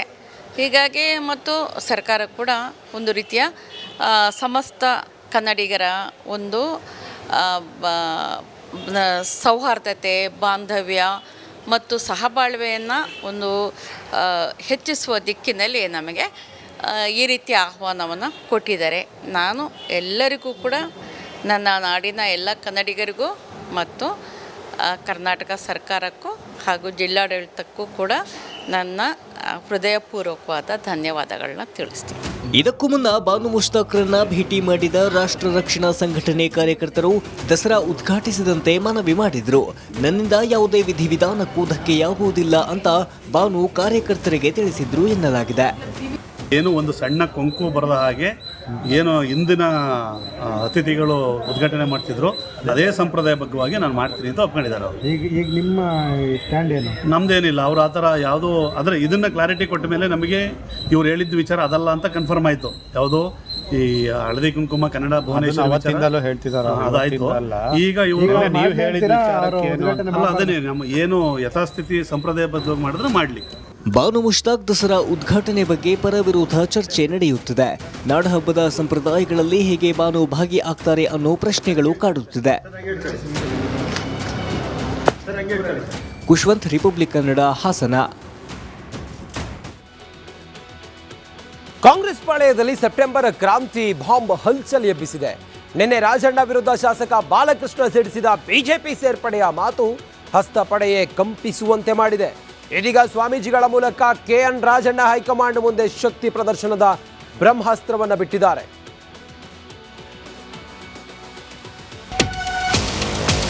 ನನಗೆ ಗೊತ್ತಿರಂಗೆ ಅವ್ರು ಬೇರೆ ಪಕ್ಷಕ್ಕೆ ಹೋಗಿ ಹೊಂಟವ್ರೆ. ರಾಜಣ್ಣ ಅವರು ಬಿಜೆಪಿ ಪಕ್ಷಕ್ಕೆ ಈಗಾಗಲೇ ಅರ್ಜಿ ಹಾಕೊಂಡವ್ರೆ. ಯಾರ್ಯಾರ ಜೊತೆ ಮಾತಾಡ್ತಿದ್ದಾರೆ, ಯಾರ್ಯಾರ ಜೊತೆ ಲಿಂಕಲ್ಲಿದ್ದಾರೆ. ಸೆಪ್ಟೆಂಬರಲ್ಲಿ ಏನು ಇಲ್ಲಿ ಬಂತಲ್ಲ, ಸೆಪ್ಟೆಂಬರ್ ಇದು ಆಗ್ತಿದ್ದಂಗೆ ಗೊತ್ತಾಗುತ್ತಲ್ಲ. ಅಂದ್ರೆ ಕೆಲವರು ಡಿ ಕೆ ಶಿವಕುಮಾರ್ ಅವ್ರ ಜೊತೆ ಕಾಲು ಹೊರಗಿಟ್ಟಿದ್ದಾರೆ ಅನ್ನೋದು ಸತ್ಯ ಆಗಲ್ಲ. ಹೌದು. ಸೆಪ್ಟೆಂಬರ್ ಕ್ರಾಂತಿ. ಕಾಂಗ್ರೆಸ್ನಲ್ಲಿ ಸೆಪ್ಟೆಂಬರ್ ಕ್ರಾಂತಿ ಜ್ವಾಲೆ ಧಗಧಗಿಸುತ್ತಿದೆ. ರಾಜಣ್ಣ ವಿರುದ್ಧ ಶಾಸಕ ಬಾಲಕೃಷ್ಣ ಸಿಡಿಸಿರುವ ಬಿಜೆಪಿ ಸೇರ್ಪಡೆ ಮಾತು ರಾಜ್ಯ ರಾಜಕೀಯದಲ್ಲಿ ಹೊಸ ಅಲೆ ಎಬ್ಬಿಸಿದೆ. ಇದೀಗ ಕೆಎನ್ ರಾಜಣ್ಣ ಬಿಜೆಪಿಗೆ ಅರ್ಜಿ ಹಾಕಿದ್ರಿಂದ ಹಿಡಿದು ಬ್ರೈನ್ ಮ್ಯಾಪಿಂಗ್ ತನಕ ತಲುಪಿದೆ. ರಾಜ್ಯ ಕಾಂಗ್ರೆಸ್ನಲ್ಲಿ ಸೆಪ್ಟೆಂಬರ್ ಕ್ರಾಂತಿಯ ಬಿರುಕು. ಮತ್ತೆ ತಾರಕಕ್ಕೇರಿದ ಸಿಎಂ ಡಿಸಿಎಂ ಬಣ ಬಡಿದಾಟ. ಮಾಜಿ ಸಚಿವ ಕೆಎನ್ ರಾಜಣ್ಣ ಬಿಜೆಪಿಗೆ ಅರ್ಜಿ ಹಾಕಿಕೊಂಡಿದ್ದಾರೆ ಎಂದು ನಿನ್ನೆ ಬಾಲಕೃಷ್ಣ ಹೊಸ ಬಾಂಬ್ ಸಿಡಿಸಿದ್ರು. ಅದಕ್ಕೆ ಎಂಎಲ್ಸಿ ರಾಜೇಂದ್ರ ಕೌಂಟರ್ ಸಹ ಕೊಟ್ಟಿದ್ರು. ಇಂದು ಮತ್ತೆ ಮಾಗಡಿ ಶಾಸಕರು ಮಾತಿನ ಗುಂಡು ಹಾರಿಸಿದ್ದಾರೆ. ಕೆಎನ್ ರಾಜಣ್ಣ ಬಿಜೆಪಿಗೆ ಅರ್ಜಿ ಹಾಕಿದ್ದಾರೆ. ಅವರ ಬ್ರೈನ್ ಮ್ಯಾಪಿಂಗ್ ಮಾಡಿಸಿದ್ರೆ ಗೊತ್ತಾಗುತ್ತೆ. ಇಲ್ಲಪ್ಪ, ನನ್ನ ಪಕ್ಷದ ಶಿಸ್ತಿನ ಸಿಪಾಯಿ, ನಾನು ಪಕ್ಷದ ಇತಿಮಿತಿ ಒಳಗಡೆ ಕೆಲಸ ಮಾಡ್ತಾ ಇದ್ದೀನಿ, ನಾನು ಪಕ್ಷದಿಂದನೇ ಗೆದ್ದಿರೋದು ಅಂತ ಎಲ್ಲರೂ ರಿಯಾಕ್ಟ್ ಮಾಡಲಿಲ್ವಲ್ಲ. ಎಲ್ಲರೂ ರಿಯಾಕ್ಟ್ ಮಾಡಿದ್ರೆ ಅಂದರೆ ನಾವೇನು ಅರ್ಥ ಮಾಡ್ಕೋಬೇಕು? ಬಿ ಜೆ ಪಿಯವ್ರನ್ನ ಹೊಗಳ್ತಾ ಇರೋದು, ಬಿ ಜೆ ಪಿಯವರು ಅವರನ್ನು ಸಮರ್ಥನೆ ಮಾಡ್ಕೊತಾ ಇರೋದು, ರಾಜಣ್ಣ ಅವರು ಅದಕ್ಕೆ ಪ್ರತಿಕ್ರಿಯೆ ಕೊಡದೇ ಇರೋದ್ರಿಂದ ನಾನು ಹೇಳಿದೆ ಹೌದು BJP ಜೊತೆ ಸಂಪರ್ಕದಲ್ಲಿ ಅವರೇ ಅಂತೇಳಿ. ಅದಕ್ಕೆ ನಾನು ಹೇಳಿದೆ ಹೆಂಗೆ ಗೊತ್ತಾಯ್ತದೆ, ಎನ್ನೇ ಒಂದು ವಿಚಾರ ಹೇಳಿದೆ, ಹೆಂಗೆ ಗೊತ್ತಾಯ್ತದೆ ಯಾರ್ದಾರ ಒಬ್ಬ ವ್ಯಕ್ತಿದು ಮನಸ್ಸಿನಲ್ಲಿರತಕ್ಕಂಥದ್ದನ್ನ ಇವತ್ತಿನ ವೈಜ್ಞಾನಿಕ ಇದರಲ್ಲಿ ಟೆಕ್ನಾಲಜಿನಲ್ಲಿ ಯಾವ ರೀತಿ ತೆಗಿಬೇಕು ಅಂತ ಅವ್ರು ನನ್ನ ಮೇಲೆ ಹೇಳೋರಲ್ವಾ, ನಾನು ರೆಡಿ ಇದ್ದೀನಿ ಆ ಟೆಕ್ನಾಲಜಿಗೆ ತಲೆ ಬಾಗಲಿಕ್ಕೆ. ನೋಡಲಿ, ಪರೀಕ್ಷೆ ಮಾಡಲಿ. 100ಕ್ಕೆ 100ರಷ್ಟು ಅವರು ಬಿಜೆಪಿ ಸೇರ್ಪಡೆ ಆಗ್ತಾರೆ. ಒಂದು ಹೆಜ್ಜೆ ಹೊರಗಡೆ ಇಟ್ಟವ್ರೆ. ಈ ಕಳಂಕನ ನಮ್ಮ ಮೇಲೆ ಒರೆಸ್ಬಿಟ್ಟು ಹೋಗ್ಬೇಕು ಅಂತ ಅವ್ರು ತೀರ್ಮಾನ ಮಾಡಿರೋದು ಅಷ್ಟೇ. ಈಗ ಆಗೈತಲ್ಲ, ಇದನ್ನ ಏನಾರ ಮಾಡಿ ಕಾಂಗ್ರೆಸ್ನವ್ರ ಮೇಲೆ DK ಶಿವಕುಮಾರ್ ಅವ್ರ ಮೇಲೆ ತಪ್ಪೊರಿಸಿ, ಹೈಕಮಾಂಡ್ ಮೇಲೆ ತಪ್ಪೊರಿಸಿ, ನಾನು ಸತ್ಯ ಹರಿಶ್ಚಂದ್ರ ನಾನು ಕರೆಕ್ಟಾಗಿದ್ದಾಗ ಹೈಕಮಾಂಡ್ ಹಿಂಗೆ ಮಾಡ್ಬಿಡ್ತು ಅಂತ ಹೊರ ಜಗತ್ತಿಗೆ ತೋರ್ಸೋಕ್ಕೋಸ್ಕರ ಈ ಒಂದು ಹೊಸ ನಾಟಕ ಶುರು ಮಾಡೋದು. ರಾಜಣ್ಣ ಬಗ್ಗೆ ಪಿತೂರಿ ಮಾಡೋಕೆ ನಮ್ಮಲ್ಲಿ ಜನಾನೇ ಇಲ್ಲ. ಅವರು ಏನೇನಿದೆ ಮಾಹಿತಿ ನನಗೇನು ಗೊತ್ತಿಲ್ಲ. ಅವ್ರು ಏನು ಹೇಳ್ತಾರೋ ಅದಕ್ಕೆ ಉತ್ತರವನ್ನು ಕೊಡಲಿಕ್ಕೆ ಪಕ್ಷದ ವರಿಷ್ಠರು, ಮಾನ್ಯ ಮುಖ್ಯಮಂತ್ರಿಗಳು, ಪಕ್ಷದ ಅಧ್ಯಕ್ಷರು, AICC ಅಧ್ಯಕ್ಷರು, ಪ್ರಧಾನ ಕಾರ್ಯದರ್ಶಿಗಳು ಅದಕ್ಕೆ ಉತ್ತರ ಕೊಡ್ತಾರೆ, ನಾನೇನಲ್ಲ. ಪಿತೂರಿ ಮಾಡಕ್ಕೆ ಯಾರು ಜನನೇ ಇಲ್ಲ. ಪಿತೂರಿ ಮಾಡಕ್ಕೆ ಜನ ಇಲ್ಲಿದ್ದಾರೆ. ಅನ್ಯಾಯವಾಗಿದ್ರೆ ಹೈಕಮಾಂಡ್ ಬಳಿ ಹೇಳಿಕೊಳ್ಳಲಿ. ಅದು ಬಿಟ್ಟು ಇನ್ನೊಬ್ಬರ ಬಗ್ಗೆ ದೂರಿದ್ರೆ ಹೈಕಮಾಂಡ್ ಜಗ್ಗೊಲ್ಲ. ನಿಮ್ಮನ್ನು ಮಂತ್ರಿ ಮಾಡಿರೋಂಥದ್ದು ಹೈಕಮಾಂಡ್ ಮಾಡಿದಾಗ ಅವ್ರ ಬಗ್ಗೆನೇ ಎಲ್ಲೋ ಒಂದು ಕಡೆ ಹಗುರವಾಗಿ ಮಾತಾಡಿದಾಗ ನೋವು ತಂದಿದೆ. ಅದನ್ನು ವಜಾ ಮಾಡಿರೋಂಥ ಹಿನ್ನೆಲೆನ ಹೈಕಮಾಂಡ್ ಅವರು ತೆಗೆದುಕೊಂಡಂಥ ನಿರ್ಧಾರಕ್ಕೆ ನಾವೆಲ್ಲ ತಲೆ ಬಾಗಬೇಕು. ಆ ನೋವನ್ನ ಅವತ್ತಿನ ದಿನ ಆ ನೋವನ್ನ ಅವರು ಈ ಹೇಳಿಕೆಗಳಲ್ಲಿ ಹೇಳ್ಕೊಂಡು ಪಕ್ಷಕ್ಕೆ ಹಗುರ ಮಾಡೋಂಥದ್ದು ಅವರ ಸೀನಿಯಾರಿಟಿಗೆ ತರವಲ್ಲ ಅಂತ ನಾನು ಅನಿಸುತ್ತೆ. ಹೈಕಮಾಂಡ್ ಮುಂದೆ ಶಕ್ತಿ ಪ್ರದರ್ಶನಕ್ಕೆ ರಾಜಣ್ಣ ಸಜ್ಜು. ದಲಿತ ಹಿಂದುಳಿದ ಮಠಾಧೀಶರಿಂದ ಶಕ್ತಿ ಪ್ರದರ್ಶನ. ಹೈಕಮಾಂಡ್ ಮುಂದೆ ಶಕ್ತಿ ಪ್ರದರ್ಶನಕ್ಕೆ ರಾಜಣ್ಣ ಸಜ್ಜಾಗಿದ್ದಾರೆ. 15ಕ್ಕೂ ಹೆಚ್ಚು ದಲಿತ ಹಿಂದುಳಿದ ಮಠಾಧೀಶರ ಮೂಲಕ ಮಾಸ್ಟರ್ ಪ್ಲಾನ್ ಮಾಡಲಾಗಿದೆ. ಈಗಾಗಲೇ ರಾಹುಲ್ ಗಾಂಧಿ ಭೇಟಿಗೆ ಮಠಾಧೀಶರು ಅನುಮತಿ ಕೇಳಿದ್ದಾರೆ. ಭೇಟಿಗೆ ಅವಕಾಶ ಸಿಕ್ಕ ನಂತರ ಸ್ವಾಮೀಜಿಗಳು ದೆಹಲಿಗೆ ತೆರಳಿ ಪರಿಶಿಷ್ಟ ಪಂಗಡಕ್ಕೆ ಅನ್ಯಾಯವಾಗಿದೆ ಎಂದು ಮನವರಿಕೆ ಮಾಡುವ ಸಾಧ್ಯತೆ ಇದೆ. ಒಟ್ಟಾರೆ ಸೆಪ್ಟೆಂಬರ್ ಕ್ರಾಂತಿಯ ಕಿಚ್ಚಿನ ಜೊತೆಗೆ ರಾಜಣ್ಣ ಬಿಜೆಪಿ ಸೇರ್ಪಡೆಯ ಬೆಂಕಿ ಹೈಕಮಾಂಡ್ ಅಂಗಳ ತಲುಪುತ್ತಿದೆ. ಹೀಗಾಗಿ ಇದು ಯಾವ ಹಂತಕ್ಕೆ ಹೋಗುತ್ತೆ ಕಾದು ನೋಡಬೇಕಿದೆ. Political bureau, Republic Kannada. ಬೆಂಗಳೂರಿನ RR ನಗರ ಶಾಸಕ ಮುನಿರತ್ನಗೆ ಬೇಗ್ ರಿಲೀಫ್ ಸಿಕ್ಕಿದೆ. ಮಹಿಳೆ ಅತ್ಯಾಚಾರ ಕೇಸ್ನಲ್ಲಿ ಕ್ಲೀನ್ ಚಿಟ್ ಸಿಕ್ಕಿದೆ. ಈ ಬಗ್ಗೆ ಶಾಸಕ ಮುನಿರತ್ನ ಹೇಳಿದ್ದೇನು, ಈ ಕುರಿತಾಗಿ ಒಂದು ವರದಿ ಇಲ್ಲಿದೆ ನೋಡಿ.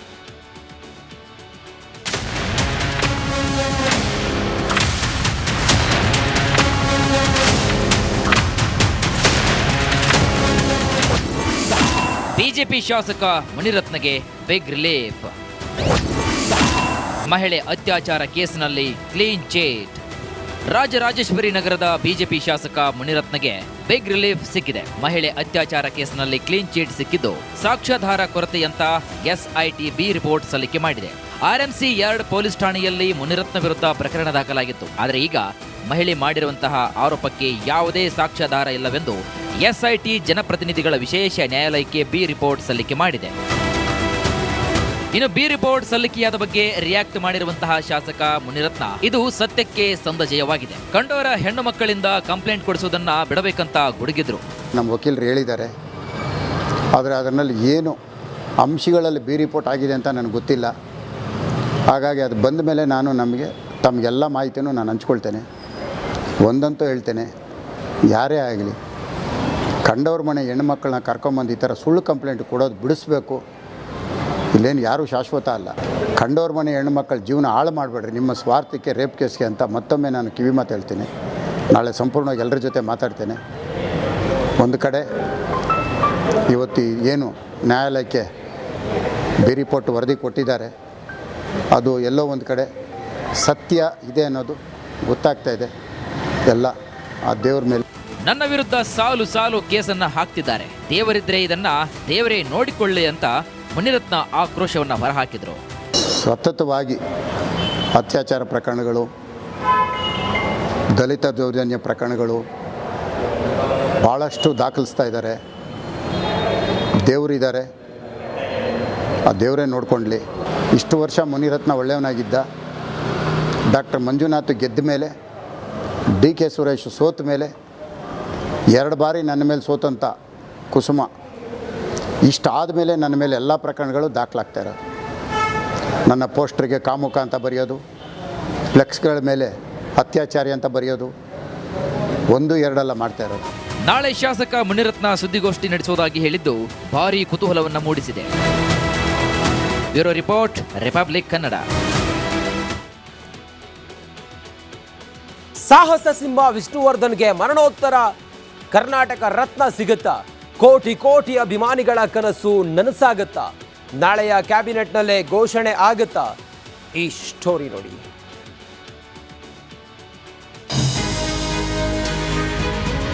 ಕರ್ನಾಟಕ ರತ್ನ ನಾಳೆ ಚರ್ಚೆಯಾಗಿ ಘೋಷಣೆ ಆಗೋ ಸಂಪೂರ್ಣ ಸಾಧ್ಯತೆ ಇದೆ.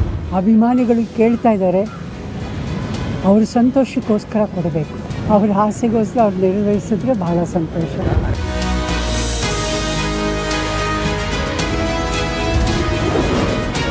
ವಿಷ್ಣುವರ್ಧನ್ಗೆ ಕರ್ನಾಟಕ ರತ್ನ ಘೋಷಣೆ.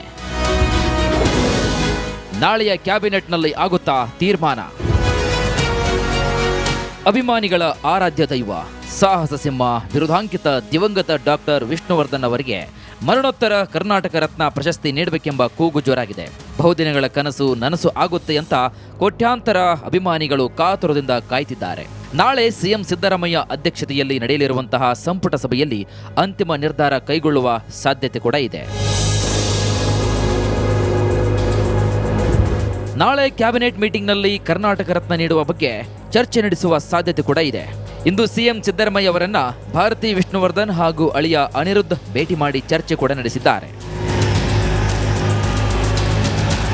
ಕರ್ನಾಟಕ ರತ್ನದ ಬಗ್ಗೆ ಕೂಡ ಚರ್ಚೆ ಆಯಿತು. ಅವರು ಬಹಳನೇ ಸಕಾರಾತ್ಮಕವಾಗಿ ಸ್ಪಂದಿಸಿದ್ದಾರೆ. ನಾಳೆ ಕ್ಯಾಬಿನೆಟ್ ಮೀಟಿಂಗ್ ಇದೆ, ಅಲ್ಲಿ ಚರ್ಚೆ ಮಾಡ್ತೀವಿ ಅಂತ ಹೇಳಿದ್ದಾರೆ. ಬಹುಶಃ ನಾಳೆನೇ ತಮ್ಮೆಲ್ಲರ ಪರವಾಗಿ ನಾವು ಕೇಳ್ಕೊಂಡಿದ್ದೀವಿ. ನಾನಂತೂ ಕೇಳಲ್ಲಪ್ಪ, ಅಭಿಮಾನಿಗಳು ಕೇಳ್ತಾ ಇದ್ದಾರೆ, ಅವ್ರ ಸಂತೋಷಕ್ಕೋಸ್ಕರ ಕೊಡಬೇಕು, ಅವ್ರ ಆಸೆಗೋಸ್ಕರ ಅವ್ರು ನೆರವೇರಿಸಿದ್ರೆ ಬಹಳ ಸಂತೋಷ. ನಿನ್ನೆ ಕಾವೇರಿ ನಿವಾಸದಲ್ಲಿ ಸಿಎಂ ಸಿದ್ದರಾಮಯ್ಯ ಅವರನ್ನ ಜಯಮಾಲಾ, ಮಾಳ್ವಿಕಾ, ಶ್ರುತಿ ಭೇಟಿ ಮಾಡಿದ್ರು. ವಿಷ್ಣುವರ್ಧನ್ಗೆ ಮರಣೋತ್ತರ ಕರ್ನಾಟಕ ರತ್ನ ನೀಡುವಂತೆ ಮನವಿ ಕೂಡ ಮಾಡಿದ್ರು. ವಿಷ್ಣುವರ್ಧನ್ ಸರ್ಗೆ ಮರಣೋತ್ತರ ಕರ್ನಾಟಕ ರತ್ನ ಪ್ರಶಸ್ತಿಯನ್ನು ಕೊಡಲೇಬೇಕು ಅಂತ ನಾವು ಒತ್ತಾಯ ಮಾಡಿದ್ದಕ್ಕೆ ಅವರು ತುಂಬ ಪಾಸಿಟಿವ್ ಆಗಿ ರೆಸ್ಪಾನ್ಸ್ ಮಾಡಿದ್ರು.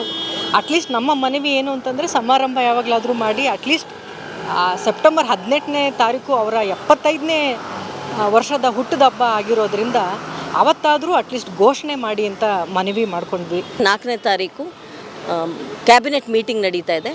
ಸಾಧ್ಯವಾದರೆ ಅದರಲ್ಲಿ ಸೇರಿಸಿ ನಾನು ಚರ್ಚೆ ಮಾಡಿ ಘೋಷಣೆ ಮಾಡ್ತೀನಿ ಅಂತ ಭರವಸೆ ಕೊಟ್ಟಿದ್ದಾರೆ. ವಿಷ್ಣುವರ್ಧನ್ ಅವರಿಗೆ ರಾಜ್ಯ ಸರ್ಕಾರ ಮರಣೋತ್ತರ ಕರ್ನಾಟಕ ರತ್ನ ಪ್ರಶಸ್ತಿ ಘೋಷಣೆ ಮಾಡುತ್ತಾ? ದಾದಾನ ಫ್ಯಾನ್ಸ್ಗೆ ಸರ್ಕಾರ ಗುಡ್ ನ್ಯೂಸ್ ಕೊಡುತ್ತಾ? ಇದೆಲ್ಲದರ ಬಗ್ಗೆ ನಾಳೆ ನಡೆಯಲಿರುವಂತಹ ಕ್ಯಾಬಿನೆಟ್ ಸಭೆ ಕುತೂಹಲವನ್ನು ಮೂಡಿಸಿರುವುದಂತೂ ಖಂಡಿತ ಸತ್ಯ.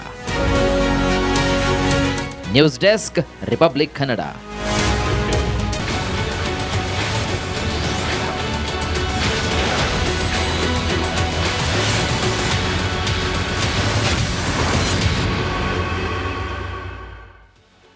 ವಿರಾಮದ ಬಳಿಕ ಮತ್ತೊಮ್ಮೆ ಸ್ವಾಗತ. ಭೀಮಾ ತೀರ ಅಂದ್ರೆ ಸಾಕು, ಥಟ್ ಅಂತ ನೆನಪಾಗೋದೆ ಪಾತಕ ಲೋಕದ ಕರಾಳ ಚರಿತ್ರೆ. ಹಾಡ ಹಗಲೇ ಗ್ರಾಮ ಪಂಚಾಯಿತಿ ಅಧ್ಯಕ್ಷನನ್ನ ಪಿಸ್ತೂಲ್ನಿಂದ 5 ಸುತ್ತು ಗುಂಡು ಹಾರಿಸಿ ಮಾರಕಾಸ್ತ್ರಗಳಿಂದ ಭೀಕರವಾಗಿ ಕೊಚ್ಚಿ ಕೊಲೆ ಮಾಡಲಾಗಿದೆ.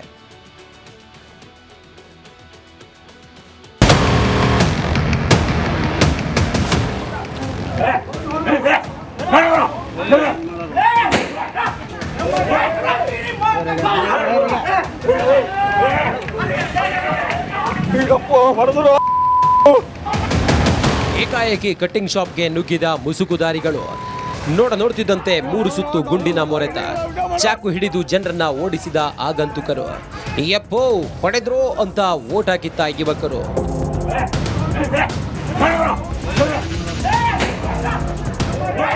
ಭೀಮಾ ತೀರದಲ್ಲಿ ಮತ್ತೆ ಗುಂಡಿನ ಸದ್ದು ಕೇಳಿಬಂದಿದೆ. ಏನು ಚಡ್ಚನ್ ತಾಲೂಕಿನ ದೇವರನೆಂಬರ್ಗಿ ಗ್ರಾಮದಲ್ಲಿ ಗುಂಡಿನ ಸದ್ದು ಕೇಳಿಬಂದಿದೆ. ತಾವೆಲ್ಲಿ ನೋಡ್ಬೋದು. ಏನು ಈಗ ವಿಜಯಪುರದ ಒಂದು ಖಾಸಗಿ ಆಸ್ಪತ್ರೆಯಲ್ಲಿದ್ದೀನಿ. ಏನು ವಿಜಯಪುರದ ಚಡ್ಚನ್ ತಾಲೂಕಿನ ದೇವರನೆಂಬರ್ಗಿ ಗ್ರಾಮದಲ್ಲಿ ಫೈರಿಂಗ್ ಆಗಿದೆ. ಭೀಮಾ ತೀರದಲ್ಲಿ ತೀರದ ನೆತ್ತರ ದಾಹ. ಮಹಾದೇವ ಬೈರಗೊಂಡ ಶಿಷ್ಯನ ಹತ್ಯೆ.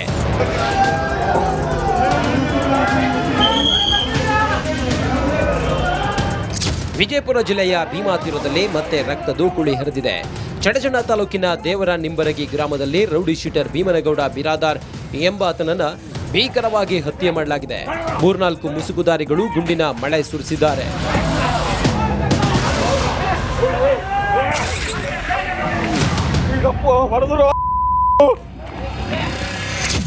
ದೇವರ ನಿಂಬರಗಿ ಗ್ರಾಮ ಪಂಚಾಯಿತಿ ಅಧ್ಯಕ್ಷನಾಗಿರುವ ಭೀಮನಗೌಡ ಬಿರಾದಾರ್ ಹಂತಕ ಧರ್ಮರಾಜ್ ಹಾಗೂ ಗಂಗಾಧರ್ ಚಡಜಣ ಹತ್ಯೆ ಪ್ರಕರಣದಲ್ಲಿ 8ನೇ ಆರೋಪಿ ಕೂಡ. ಭೀಮಾ ತೀರದ ರಕ್ತದ ನಂಟಿನಿಂದ ದೂರ ಉಳಿದಿದ್ದ ಭೀಮನಗೌಡ ರಾಜಕೀಯವಾಗಿ ಬೆಳೆಯುತ್ತಿದ್ದ. ಇದು ಅದೇ ಗ್ರಾಮದ ಒಂದು ಟೀಮ್ನ ಕಣ್ಣು ಕೆಂಪಾಗಿಸಿತ್ತು. ಕಟಿಂಗ್ ಶಾಪ್ಗೆ ನುಗ್ಗಿದ 4-5 ಜನರ ಟೀಮ್ ಭೀಮನಗೌಡ ತಲೆ, ಕುತ್ತಿಗೆ ಭಾಗಕ್ಕೆ 5 ಗುಂಡುಗಳನ್ನು ನುಗ್ಗಿಸಿದ್ದಾರೆ. ರಾಡ್ನಿಂದ ಹೊಡೆದು ಹತ್ಯೆ ಮಾಡಿದ್ದಾರೆ. ಕಟಿಂಗ್ ಶಾಪ್ನಲ್ಲಿ ಇರುವಾಗಲೇ ಕಟಿಂಗ್ ಮಾಡುವ ವ್ಯಕ್ತಿಗೆ ಕಣ್ಣಿಗೆ ಖಾರದ ಪುಡಿ ಎರಚಿ ಗುಂಡು ಹಾರಿಸಿ ಪರಾರಿಯಾಗಿರತಕ್ಕಂಥದ್ದು. ಕೈಯಲ್ಲಿ ಕಂಟ್ರಿ ಪಿಸ್ತೂಲು, ಚಾಕು ಹಿಡಿದು ಸಾರ್ವಜನಿಕರಿಗೆ ಹೆದರಿಸಿ ಒಂದು ದುಷ್ಕರ್ಮಿಗಳು ಪರಾರಿಯಾಗಿರುವಂಥದ್ದು. ಇದು ಇವತ್ತಿನ ಕರ್ನಾಟಕ ಪ್ರೈಮ್ ಟೈಮ್. ನೋಡ್ತಾ ಇರಿ ರಿಪಬ್ಲಿಕ್ ಕನ್ನಡ, ಇದು ನಿಮ್ಮ ಧ್ವನಿ.